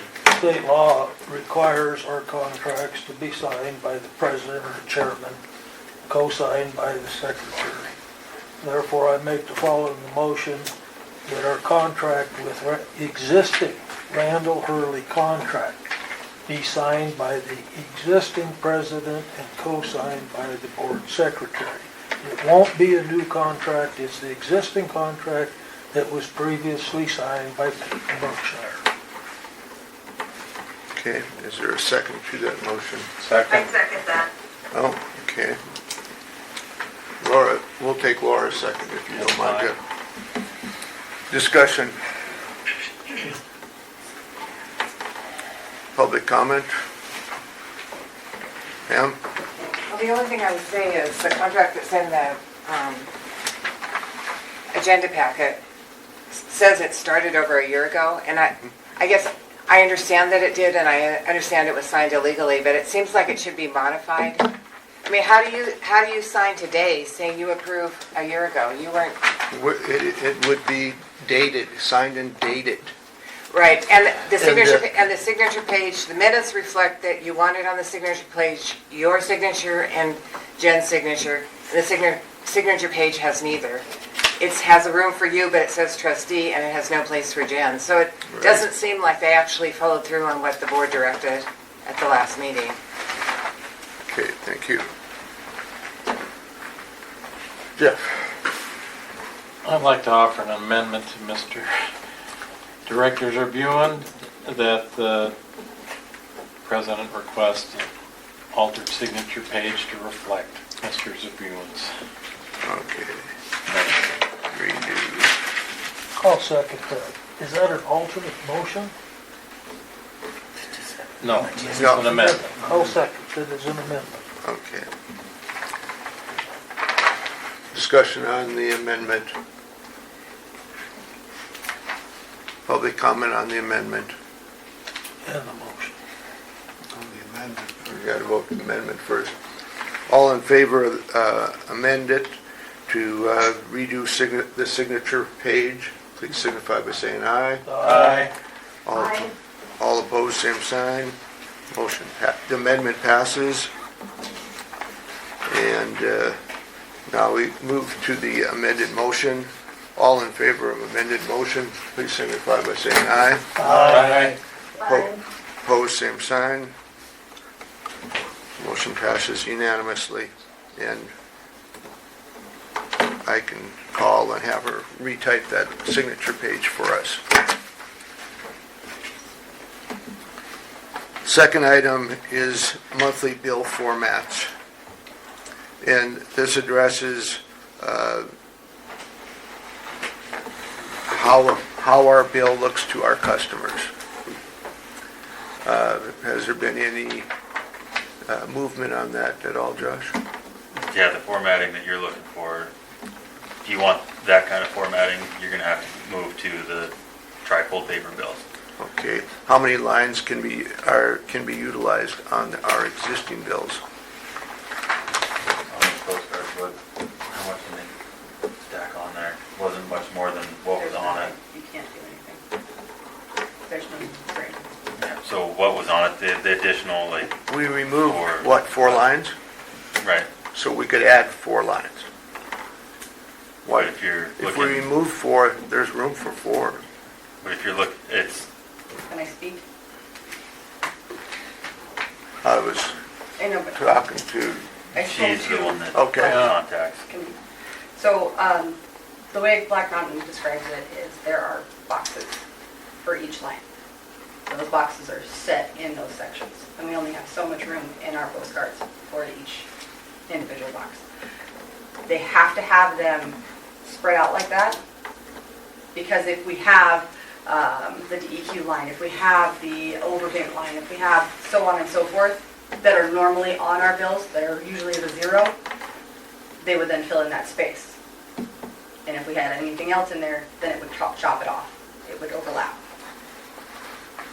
So there's no room to squeeze. I even tried to get them to merge some of the cluster on the bottom up, and they cannot move anything from here. This is what we have. This is all we can do. That's the format of the postcard bill. okay. Tom, I move that we stay with the existing format to save money. I second. been moved by Tom, second by Ming to stay with the existing format. Mr. Director Chair, can I address a question to Secretary, please, Madam Yes. Secretary? Jen, question for you? So, I think the only thing that is important is do you have room to do like 2 different tiers for residential? And it would be the same for commercial, because most commercial and residential don't get sent out on the same bill, do they? So they all get printed at the same time. I know, but you don't have residential and commercial on the same postcard. No, but No, it so, prints. so you could list probably 2 or 3 tiers on each one, like residential. If they happen to fall into 2 tiers, it shows how much water they used and how much they paid for that water in that second tier. Is that possible? I think that's what people want to know, other than just okay, this is how much you owe for water. How do you figure it? So there is already a usage on the bill itself, if that's what you're meaning. There's a what? A usage? Well, I know there's a usage, but it doesn't break it down into tier 1, tier 2, tier 3. Yeah. Base rate. And as far as that, there's no way. There's no way to add any additional information on the postcards themselves. Jeff? Mr. Chairman, and Jen, I know you've done a lot of research and work on this, so my question is, in terms of the expense to the district, what percentage of our customers are receiving their bills by email versus what percentage are still physically mailed out? We have 6,100 bills that are processed monthly, and 535 of those are emailed, and the rest are all printed. So less than 10%. Thanks, Laura. So if we explored a discount to our members by moving to email, would that be something you could visit with?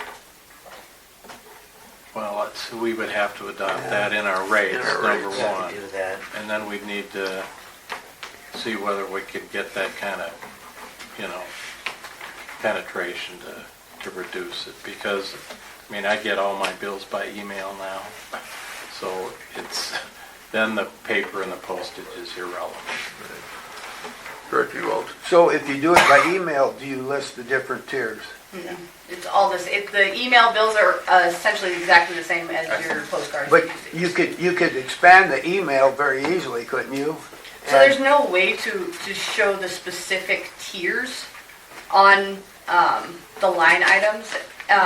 all it would be is coming up with a new form, and it wouldn't cost anything because it gets emailed, so it'd just be the cost of developing a new form for email customers. But it doesn't show, like, the tiers themselves are kind of hidden in the background of the program. So I have to create those in the background of the program, whereas what the customer sees in the front part of the main bill is just the usage and the cost for them. So everything that is in there is already in each individual account. So, like, currently, mine is set up as a 3/4 residential. Right. And that's what I get charged for, is a 3/4 residential. Whereas one of the companies on Main Street is set up for a 1-inch commercial. Those are set up in a rate page. A rate code. Yeah. And it's geared to their rate code. So, So it's all kind of in the background, whereas on the bills, it doesn't display what tier you're in or what cost for the tier. but when you get up to the total usage in the bill, you have to work backwards and figure out how many gallons were used in this tier and how many gallons were used in this tier. So if you have to do that to get to the final price and the final usage, I would think that there could be a form developed that would show that, so that the people know, oh man, if I cut back 200 gallons, I save a lot of money. And as far as I know, there's not, but I can definitely look into it. And then I could go along with this, the ones that get the mail bills, we just keep doing that, and they just don't get the explanation. But if you can explain it to the ones on email, you're getting 5,000 out of 6,000, that's good. Well, I sent you a copy of my bill last month so you could see what the email one looked like. Okay, I didn't get that one. Laura? So Jen, would you talk to them at Black Mountain and find out if there's a way of setting up 2 separate invoicing formats or 2 separate invoicing templates? One that could be used for the postcards and one that could be used for email that would show more detail? Yep, I can do that. Mr. Thank Chairman. you. Yes. Director Esselstyn? Well, there's also another suggestion, and that is, if, once you complete, your first rate, your first tier is at a certain rate, you only move into the second tier after that one is, you've used it fully. So perhaps we could have a web page that would show, okay, if your bill is above this amount, your first, these gallons were this, and the remainder But is at that higher rate. That would fluctuate, would it not, with, if you're a residential customer, if you were a commercial customer, or an irrigation You'd customer? you'd have to have 3 of those examples, yes. But then they would go in and then subtract out their base rate, figure out what their tier 2 and tier 3 usages would be. It would require some work. It would not be as easy as having it all displayed, but And maybe we're making a mountain out of a molehill. I don't know It what could the be. I mean- district has been, as far as my bills from the Experiencing- city, I just get one. I just get usage. They don't break it down by tiers. Well, then let's leave it, then just, if nobody's complaining. A larger portion of the ones that have been asking are the commercial customers. And that's, I think I've maybe received a handful of phone calls in the last 2 months. okay. Okay, we got a motion on the floor, right? I can't even remember what it is. Just leave it as it is. Huh? Stay with the current form. Okay. That was the motion? Yes. I don't think a motion is required to stay with the current format. Is it? Yes, it is. I second it. Ming seconded it, so we got a motion made and seconded, so. Okay, just get it made over and with. seconded to stay where we're at. Is there public comment? Seeing none, all in favor, please signify by saying aye. Aye. Nothing will change. 3 months. Okay, cleaning contract, Josh. Well, you got the one for executive that came through, and then we got 3 others that made contact with us. So should you pick those up? Where'd you have those? Were Those are in, well, they're in the, check the file. No, In front of Jeff, there's a file of them. Oh, pass them down? I think they're in our packet. No, I didn't no, see it. the Oh, the quotes new didn't ones? come in until after the fact was Oh, okay. posted. Oh, I see executive lady. But as you will see, you have executive coming in at $949 per month. And then there was also in the packet for the executive, it had a schedule of their cleaning, what they do, how often they do it. We had the other individuals that we contacted, just kind of based it off that same schedule, so apples to apples. Brenda's cleaning service was $1,000 a month. Finishing touches was $780, and Berry Clean was $900. So that's your $800 to $1,000 a month for cleaning services. Question, Mr. President. Yes. Go ahead. Okay, so like on finishing touch, they're cleaning on Friday and on Tuesday, so that means there's only one day of use in the building. 2 days per week, Tuesday and Friday. Monday and Tuesday, they come in Tuesday night, 2 days. Wednesday, Okay. Thursday, Friday, 3 days. Okay. Thanks for the explanation. I looked at that and that was my first response to it. Now, may I? Go ahead. Josh, you sent them the Schedule A from the executive and they're agreeing to do the work this way? Is that what you're The saying? same, yep. So that way they quoted us, it was apples to apples that way. You know, Marshall, same work and stuff. and the same time frame. Contract for. What is your feeling on these as you got them and spoke with them? No, Jen was the one that actually kind of walked him through and talked to him on that. Thanks. They're all bonded? Honestly, I wasn't really impressed with Brenda. She's the most expensive one on the list. She didn't seem that eager. Yeah. Not really sure.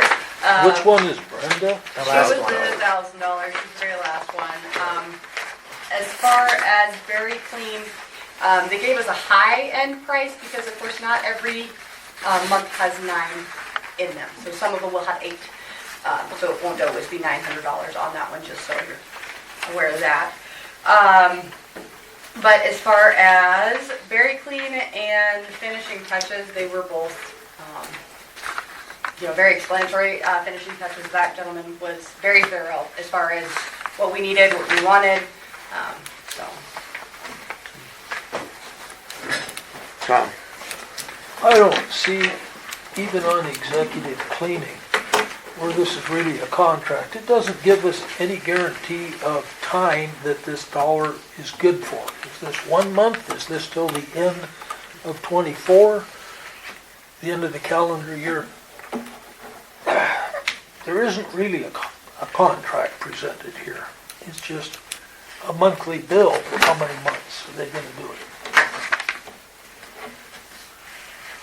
Frank? So do we have to decide on one of these and then drop a contract after we decide which one we pick? Drop a contract with them and make it like a 2-year contract or one-year contract, negotiable, but no more than 5 before we redo it again? But something like that, but we gotta pick one and then we draw a contract up with them and then Yeah. sign the contract with them.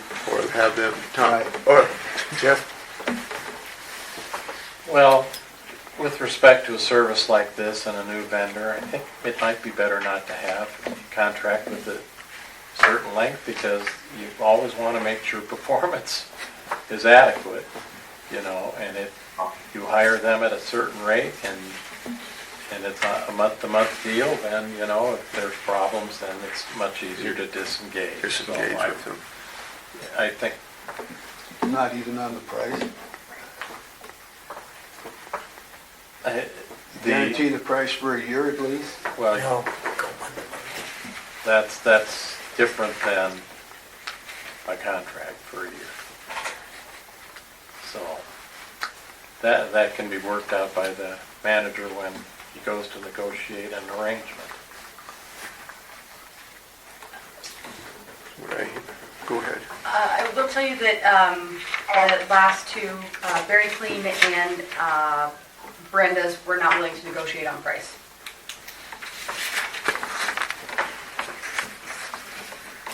Mr. Chair, Oh, yes, Laura. were all of the companies bonded and insured?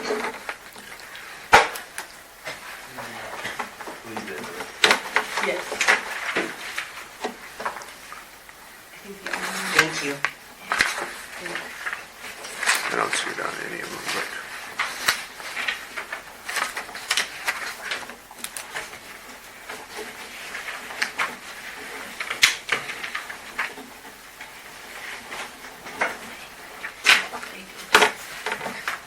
We can all double check that if you decide to go with.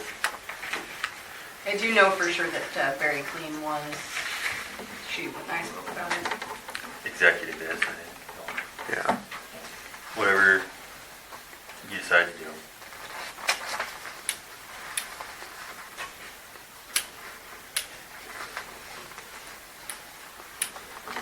I'll just go on a minute, I'll just make a motion.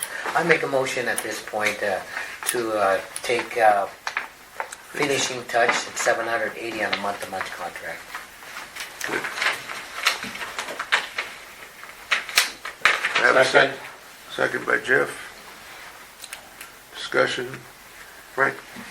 So we don't do a year contract, but I would like to have the price guaranteed for a year amended into that motion. Okay. It's guaranteed for a year. Yep. Amend to guarantee. And just to make it easy, the 1st of January next year or something like that. So guarantee until January 1 or December 31st? Or we could do March 1st, because that's probably when they'd be starting. Okay. So that would work too, just so we know that it's guaranteed for a year. Tom?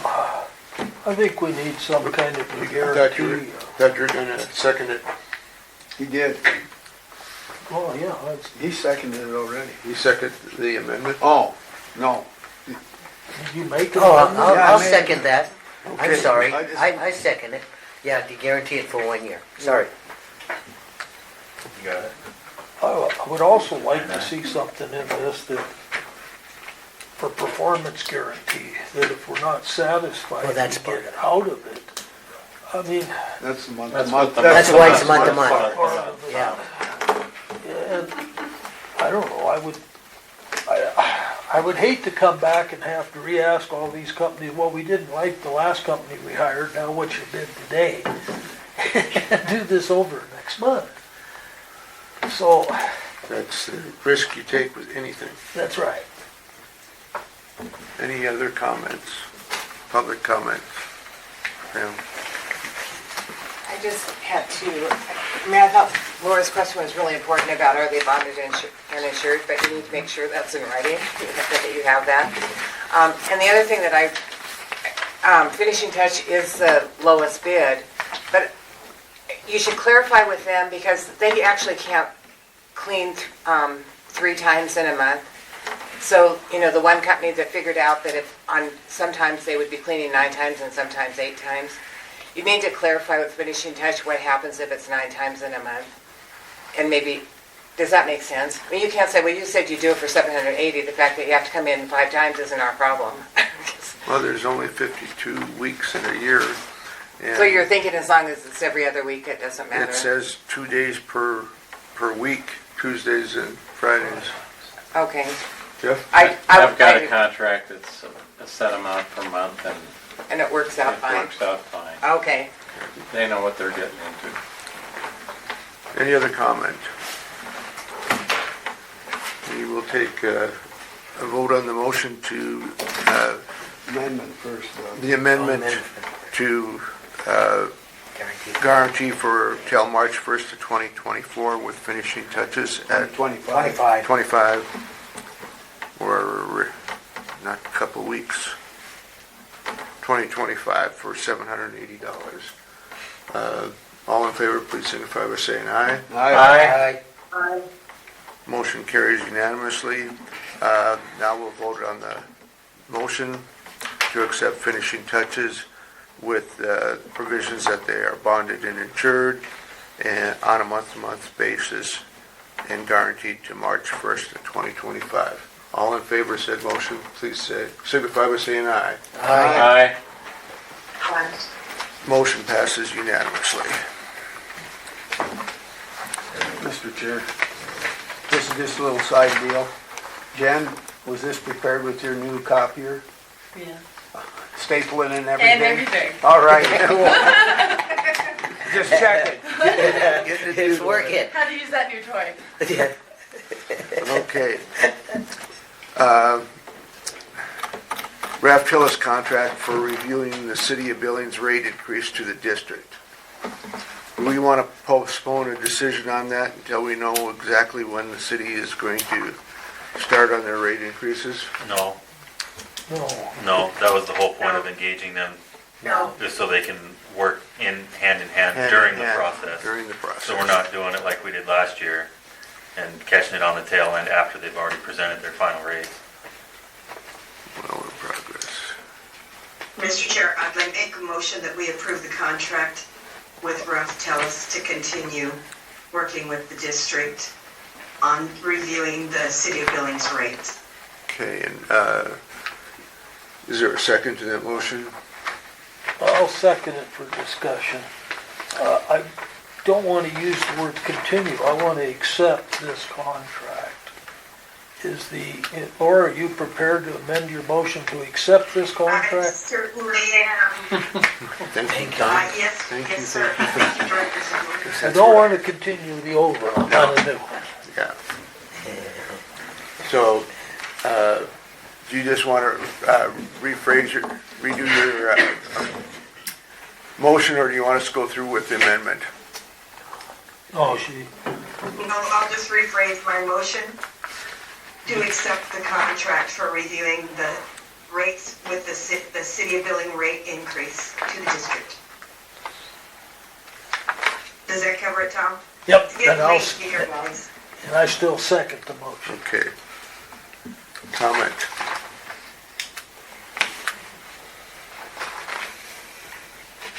Public comment? Yeah,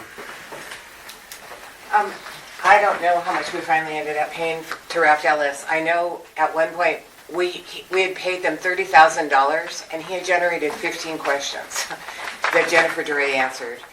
And then he generated 8 more questions that repeated the 15 questions and her response was asked and answered. That's what we got for $30,000. Last year, the rate increase was 0%. Where he was helpful was in helping the district get legal with their rates, because the rates had not been legal prior to that. We've been overcharging commercial customers and undercharging residential. The West End water plant won't be completed till 2026 at the earliest. I did ask Jennifer DeRay, I said, what are you anticipating the rates will be? And she said, we've just finished the budget and we're just starting, but she would guess it's going to be about 3%. I don't think $40,000 justifies 3%. I mean, I think it's clear that Morrison Merrily works for this district. It's clear that Morrison Merrily understands the rate structure, has done it for Lockwood.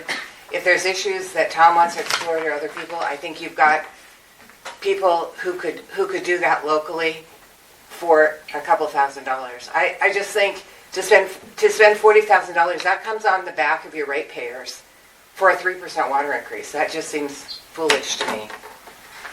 Tom, is it $40,000 is what their contract is? Yes, It is. maximum That's the limit. 40,000. Yeah, 39,993. Any other, Jeff?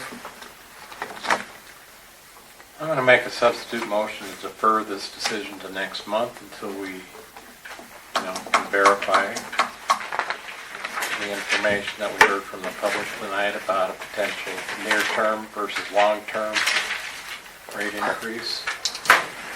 Okay, is there a second to that motion? I'll second that. Okay. It's been moved in, seconded, discussion?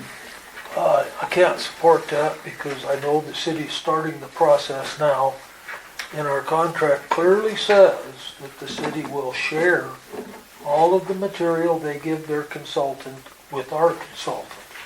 And if we don't have a consultant hired, there's nobody for the city to share it with, and we're waiting. And I'm positive the city has started on your rate evaluation now, so I don't want to wait until next month. I'm sorry. I think we have things that need to be addressed. And, Mr. Chairman, I concur with Director Zabruin. Maybe there's only 15 questions about it. There's a lot of things that go underneath that exchange of information that does takes place all the time between the two consultants. So to actually put a new one in there with a different whole attitude, we're wasting time. We're wasting the ability to negotiate by next month by changing the tide on this. So I would not vote for that concurrence. Some of the information by the public is not correct. Okay, any other comments?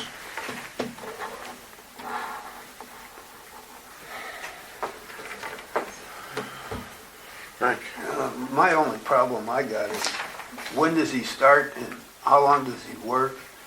And I think there was a bunch of overages on that last contract, and I mean, it don't take, with the prices he's got, there ain't gonna take long to get over that $40,000. Broke What that are you down. gonna do, just turn him loose and say, there you go? And He broke that down in the contract, what they were gonna pay, what was expected.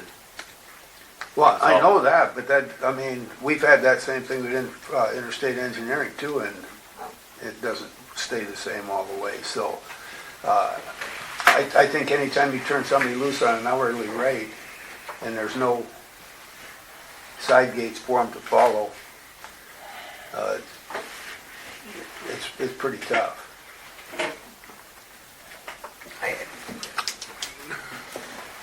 I understand Director Ewald's consideration there, but other than staying there and holding his hand on a daily basis, just like when we hire whatever we have, and the people that I hire, I'm not holding their hands to make sure they get their job done. He's been coming here for, 20 years, they'll tell us? So, yeah, unless you want to hold their hand, see what they're doing on a daily basis. He gave us a rates of what he was doing, and those are the things that we have to go on. So I would say that regardless of what the consultants are, consultants is, that's what they cost. Okay, Tom? We got our peaking numbers from Jennifer DeRay last year, and we got an estimate from her how it would affect our rate. Her estimate showed as much as 25 cents on 1,000 gallons. That's 8% off of our current rate. If you're going to take 8% off by correcting our peaking numbers and then increase our rate from where it is now, 3%, that's a pretty substantial raise. That's not 3%. I mean, come on. Okay. So I want Raf Tillis involved. I want our peaking numbers adjusted to the real world numbers. I want to see a rate. Jeff, go ahead. My question for the acting manager, is this contract payable monthly? I think it's as work's done. Yes. It's as they do the work and they submit a monthly pay request. So the board would be in a position then to monitor their deliverables. You're gonna see every invoice that comes in, just like Will we also get a report on what they found as far, let's send an invoice, but will we get a report as to what they found? yeah, I can get with Andrew and Yeah, tell him we need monthly updates to give. so we have a substitute motion on the floor. It's been moved and seconded to delay And we'll take public comment on that. No public comment. So do a roll call vote on substitute motion to delay. Laura. You're up. Two time zones ahead of us. Okay, if we laugh. Roll call. Sorry. Jeff? You know, the stirring arguments of my fellow board members caused me to vote no on my own motion. Frank? I'm voting on Jeff's motion, yes. Tom? No, Doug? No. Ming? No. Laura? No. Motion fails. has the sugar from the birthday cake wore off, Laura? You look comfortable, Laura. Back to the original motion Yeah, it's getting late. to review draft Tillis, Higher. to renew, to accept. hire them Accept the again, contract. to accept the contract.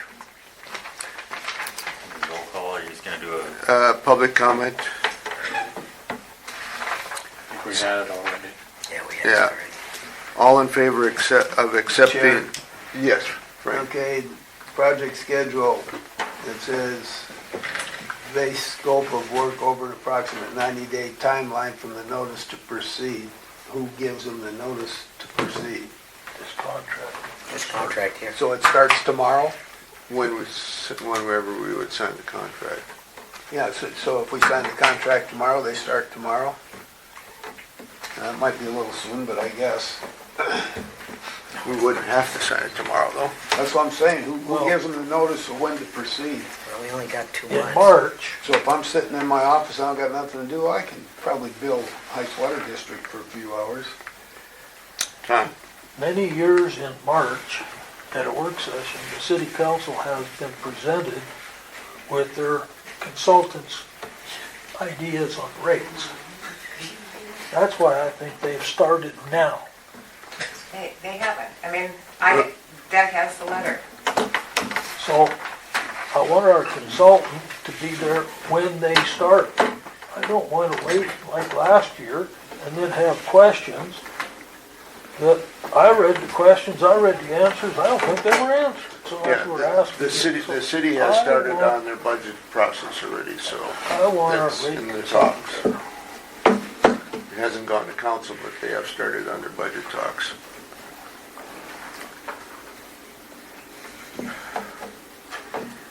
Any further discussion? We'll take the vote on accepting the rates, and we can wait until next week to sign. All in favor of said motion, please signify by saying aye. Aye. Opposed, same sign. Me, Show Frank as in opposition.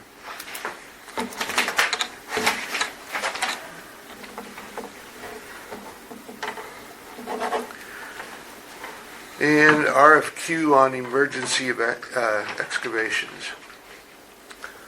Have you gone out at all to procure?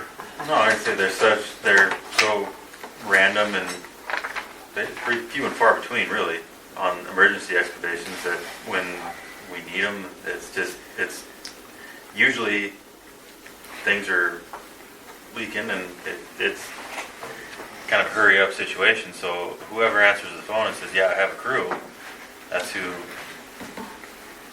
there's not usually a whole lot of time to sit there and be like, well, it's your, Well, if you only have 3 of them, you can start someplace and end someplace. You can work from lowest price to highest price. It's an emergency. yeah, it's just I start calling, and it's, sometimes it's me, or, it's not like, some of them, Peyton was on the phone with one, I was on the phone with another, and we'd have a serviceman calling another one, trying to get an answer right away. And Okay. all right, okay, start down at the end, I guess. Frank? so the only thing I'm asking for on this is, if you got 3, you got 4, you got 5 on your list, you call. They give you a 1-year contract of what, this is what our price is gonna be for this person, this is what our price, and it's staying that way for a year, so that you know, we don't end up with a surprise like a $25 increase 2 months later. And I think we should request that there's not 5 operators on site when a few laborers that work a lot cheaper could probably take the place of a couple of those operators. You know operators make a lot more money than laborers do. Right, And you know there's shovel work gets done on every job. right. So that's what I'm looking at. So you just want a list of, And that- a and that- pricing list from each Yep, outfit. guaranteed for a year. And that percentage price, is that the same for all of them? That 30%? Because that seems a little bit steep. Yeah, I don't know, without clue, but I'll call and see what I can get for numbers, and what they're willing to do, what they're willing to, with the price of materials, and, I mean, a lot of stuff, it Well, fluctuates. materials you guys take Yeah, care of, don't you? materials. Sometimes, it depends on the job. Sometimes to try and keep prices down, we help out as much as we can. So like on that last one, we were driving truck, we were doing gravel. We had a couple of guys that were helping run parts. It was just, we were doing what we could. Had But, a little excavator up there breaking ice. yep, Jeff? The, I have an arrangement with a plumbing firm, for example, where, you know, their posted rate is X dollars, but because I commit to them, I get billed at a lower rate per hour. You know, I do think the markup on time and materials is a very good question that we could ask them all for their pricing sheet. That if they will commit to it for a 12-month period, and what their markup on time and materials is for their, you know, overhead and profit. So we know what to expect, and then that can help, you know, our acting general manager decide which order to call these firms in, you know, and at least let them know that we are price sensitive. Right. Tom? Now, these are emergency repairs, so it's get somebody out there. So there's no way of having a price or anything like that. My biggest concern is that wage increase was totally unexpected. And the 30%, we see that on both bills, 30% markup. I really would like to understand what that 30% is for. I mean, if they say all of these numbers are truly cost $140 an hour for wages and benefits of one man, and the 30% is for them, okay, that's the way it is. But I want to understand that 30%. Frank? That's where I am. That's where you're at. That's why I said, I want a written deal saying this is what it's gonna be for a year, so we understand what we're getting into, and I understand their emergency. But the thing that really blew me off is when, I think, wasn't it Thanksgiving weekend, or was it the weekend before Thanksgiving when the one went out at Starbucks? No. And it was on Main Street, one of the busiest sections of highway in the state, and that came in at 11,000, and then all of a sudden we got one on St. Andrews comes in at 15,000, and I'm going like, holy cow. I agree with Frank on this one, too. We just have a kind of an estimate would be a great way to make sure that we're price sensitive. It only makes sense. So, well, again, I guess just I can get prices, but if I call the lowest price guy and they say, we don't have a crew, and the only one that has a, Then you go to the next We one. totally Okay. understand. okay, Uh, yeah. You gotta get it handled. Tom? And Frank brought up the point. That was my first impression when I seen the St. Andrews bill. But then you look at the hours. They spent more than twice the time on St. Andrews as they did Main Street. And that blew me away, so I talked to that Mike, the superintendent for Western Municipal. Well, we dug here, fixed a leak, turned the water on, and it's leaking over here. We had to go dig there. So Actually, they fixed 2 leaks. You're dealing with weather, the frost was 3 feet deep, And having, they it just, didn't have a big enough hole up there to get through the frost, and I'm like, Jesus, guys, you're digging frost right in front of me down here. Yeah, but that's a 50-ton machine, and this was a 15-ton machine. Big difference on what they'll dig through. Well, why don't you take the big machine? Well, that'd have been $4,000 just to get the bigger machine to the site. So, they're doing the best they can. Okay, so what do you guys want to do on I that? wanna know the 30% markup. I wanna know what that's doing. So you want him to go out for an RFQ? No, I think Not an we RFQ. ought to get quotes from them for Price list. their I'll their get price price list sheets. for the next 12 months. That's it. Okay, for price. To bring back Okay. to us. 30%. Very good. Is there any other business to come before us this evening? well, I need you to System figure out the development. system development fee and new subdivision. Number 6. Oh, mine goes to 5. He would put this Okay. on front. System development fees. See, you copied yours off too soon, too. Yeah. So my question is, I got a call, they're looking at doing the next phase on Bar bar 11. And it's, how do you want me to proceed with charging charging system development fees? Is this when they bring in, this doesn't just pertain to them, but this could pertain to any other development that's coming in, bringing in X amount of lots. Are we gonna charge the system development fee up front for all the services that are going in? Or are you gonna play banker and hold on and hope that all those services get built on in a timely fashion? Our rates actually stated how that was going to work.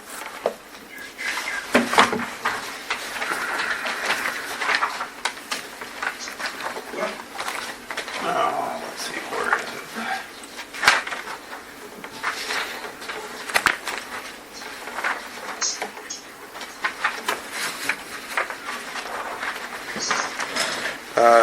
Okay, our system development fee, that's the old one, we did a new one. The rate that we agreed on is if you're in the district now, Oh, I know what rate to charge, Okay. but I need to know, do I charge the developer for all of them that they're bringing in at the same time? And then they put that into or do we charge as they're hooking up to it? well, that's what everybody else does, is you hook up to it, then you pay it. Okay, so then we're on the hook for maintaining the service that we've never been paid for. Do we provide the curb stuff?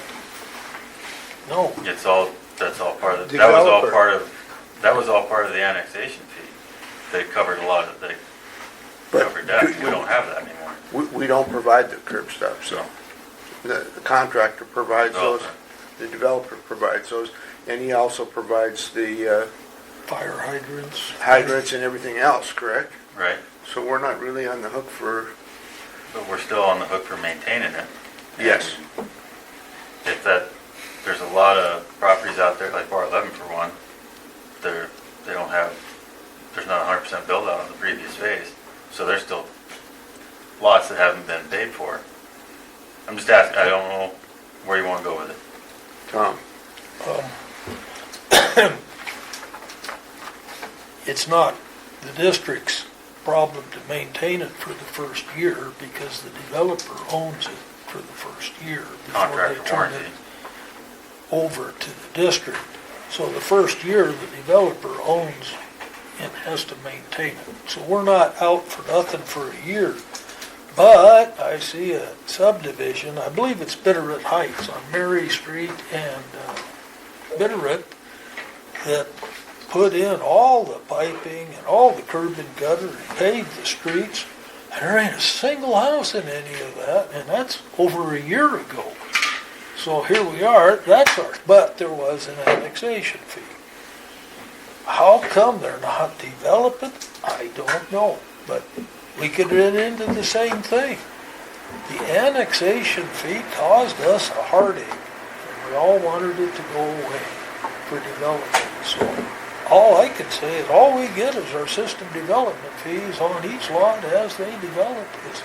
You don't know what size line they're gonna want, a 1 inch or a 3/4 for a house until they build it. They're already in there. Yeah, They're the stuck curb in. stops are already in, so that determines what it They're all, is. it's 3/4. Only thing we do is drop a meter in. That's right. So, I mean, Shouldn't be much maintenance. Go ahead, Jeff. Well, I'm just trying to figure out the math and the incentives, because what I've heard since joining the board was that, you know, you want to encourage growth in Billings Heights, both commercial and residential, and that these fees were a barrier. So there, I know what it costs to put in. I've done subdivision development, and it is not cheap. It is not cheap to put in the water. It is not cheap to put in the sewer. It's not cheap to put in the storm sewer. the storm, and curb and gutter and street. I mean, last subdivision I did, which was in the district, I mean, the costs per lot were, significant, way more than the annexation fee. I don't think it would encourage development to ask them to front all the system development fees at the time they do the build out. No. There's enough disincentive for them not to over invest just in the basic costs. So I think if your goal is to encourage development, collect the fee at the time the meter goes in. That's what's fair. That's what's needed. And if they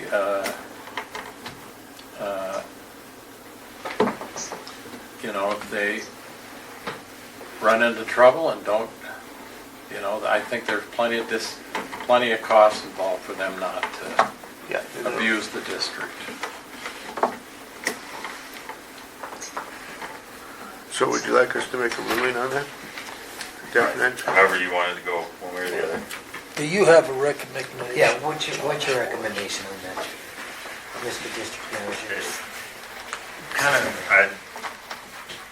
For us, I think just seeing it collected and paid would be better, but that way there's been something there. You have a subdivision that goes in, you have a water line that's active to it. Yeah, after a year of contract warranty, we're on the hook for it. And if we have, there's been no payment to the district or anybody that was part of what the annexation fee was paying the district back, and basically the people that had developed in the district for getting the utilities to the point where this developer could hook up to it. That was the primary goal of the annexation. But whichever way you guys decide to go. Frank? I think these system development fees were raised high enough to pretty much compensate for most lots at the 23 cents per square foot. I think that's, especially the 5,000 and the 8,000 and those. So how much maintenance do you have on those lines? You probably got to go down and open a few fire hydrants and blow it off once a year, twice a year, just to flush the system. Even that's flushing. We try to, because we're throwing money on the ground at that point. So We're so you paying don't for do it anyway then? limited. But if that water main doesn't go in and that subdivision doesn't get started, nobody's going to build there. Right. So if you build it, they'll come. And if it's built in the right place, there's going to be a lot of I people just wanted coming. to know It's what just I a could matter tell, what of, I had to tell the engineer that was. He had the question if they had to pay the whole thing or if they had to pay as they went. So that's where this came from. As they develop. Director Esmond? Well, I've also developed in the city of Billings, and I know when I first put in my water station, I paid a development fee for that 2-inch meter. And then 15 years later, when I put in another 2-inch meter, I paid 3 times that amount because those fees had gone up in the intervening time. I think that the curb stop for that second meter, it was there for 15 years. So, But you didn't hook to it. I didn't hook to it till I needed it, and I paid for it when I did need it. And I took the risk of that. So, But the from that developer- standpoint, I think the proper time to charge the fee is when the meter goes in and you have a customer. I would agree. And it's wrote in the rate, system development rates, that it's a 2% annual increase unless the board decides to Adjust them. Yeah, Adjust yep. it. So that price didn't go up every year, just a little bit, and that's for inflation. Okay. Yeah, I'd like to make a motion then that we pay as they go. I'll second. I think we need a little bit more substance to the motion. Ah, boy. Would somebody like to, Jeff, I like the way you worded that thing. Please, would you, Okay, I think Mr. Carrera would like to make a motion. The system development fee would be charged. pay as you go. At the time that the meters. They just put in, yeah. That's there you at the go. time the meter is set, yeah. I'll second that. Public comment on that. Butch? Now, when we put our water in, we paid a fee if the line went by you. And then we paid the other fee, the other part of it, when we hooked up, we put the meter in. Is that what you're talking about? Right, except these are lots that are undeveloped, and there's an owner that is gonna pay for all the pipe underground and the installing of it. So the first part of your fee was to When you put the main line, get the main line in. That was Yeah, paying for the main we line. were informed that if it goes by, and they put the curb stop in, then we pay it, and then you can pay that on your taxes or Right. however. Seems to me like that's kind of a no-brainer. If that worked for us. Can I address that a little bit? Yeah, go ahead. I think that's because the water came in after the fact, the houses were there. And so now, if the developer No. develops, No. I got 5 lots. I live on one of them. And the other 4 are all undeveloped. yeah, but the lots next to them are developed, so Nope. the lines come in. Uh-uh. Well, You didn't have a developer that just came in and then and that's the way it's done now, is a developer comes in, they pay for everything. The street, the sidewalk, or not the sidewalk, the curb, gutters, storm sewer, yeah, but and Frank, water. we never, when we moved out there, we had nothing. I know, We had nothing. Okay, this all come after the fact. that's what I just said. You know, that's what I'm saying is, the line was paid for when it went by on undeveloped lots. Your lot, right? There's several lots up And there. your lot's there first. Pardon? The lots were there first, and the line came second. Yes. This is the other way now This with is the new opposite. subdivision. Yeah. The line's going in, and then the lots will happen. So you're talking about one entity, the developer itself, Yeah, is that right. what you're talking That's about? gonna Yeah. do it. Correct. Yep. Well, I was just referring to my situation, what we did. Yeah, That's the nobody difference. does it that way anymore. Well, they do in the developed area. Yeah, SID. Well, if I guess if you got a contractor come in, do all the SIDs, at one time, well then, Well, you they can see don't that. I'm just trying to get a, feel on it, figure yeah. out what's, That's Yeah. why. why that doesn't work now. Yeah. Okay. Any further public comment? Okay, we'll take a vote as to, I second it. It's estimates. yeah. Would you like to repeat your motion, Jeff? No, he doesn't. No. No, Let's get- All in favor of not charging the fee until the meter is set, please signify by saying aye. Aye. Aye. Motion is unanimous. Birthday girl can go to sleep. And just a Thank you. couple of small announcements. If I can find the sheet again. Work session, March 6th at 9 o'clock. In the boardroom here. Interstate Engineering will be here, and Laura's going to bring the stifle plan. Our next board meeting then will be Wednesday, March 20th at 6 PM. So with that, we will adjourn the meeting.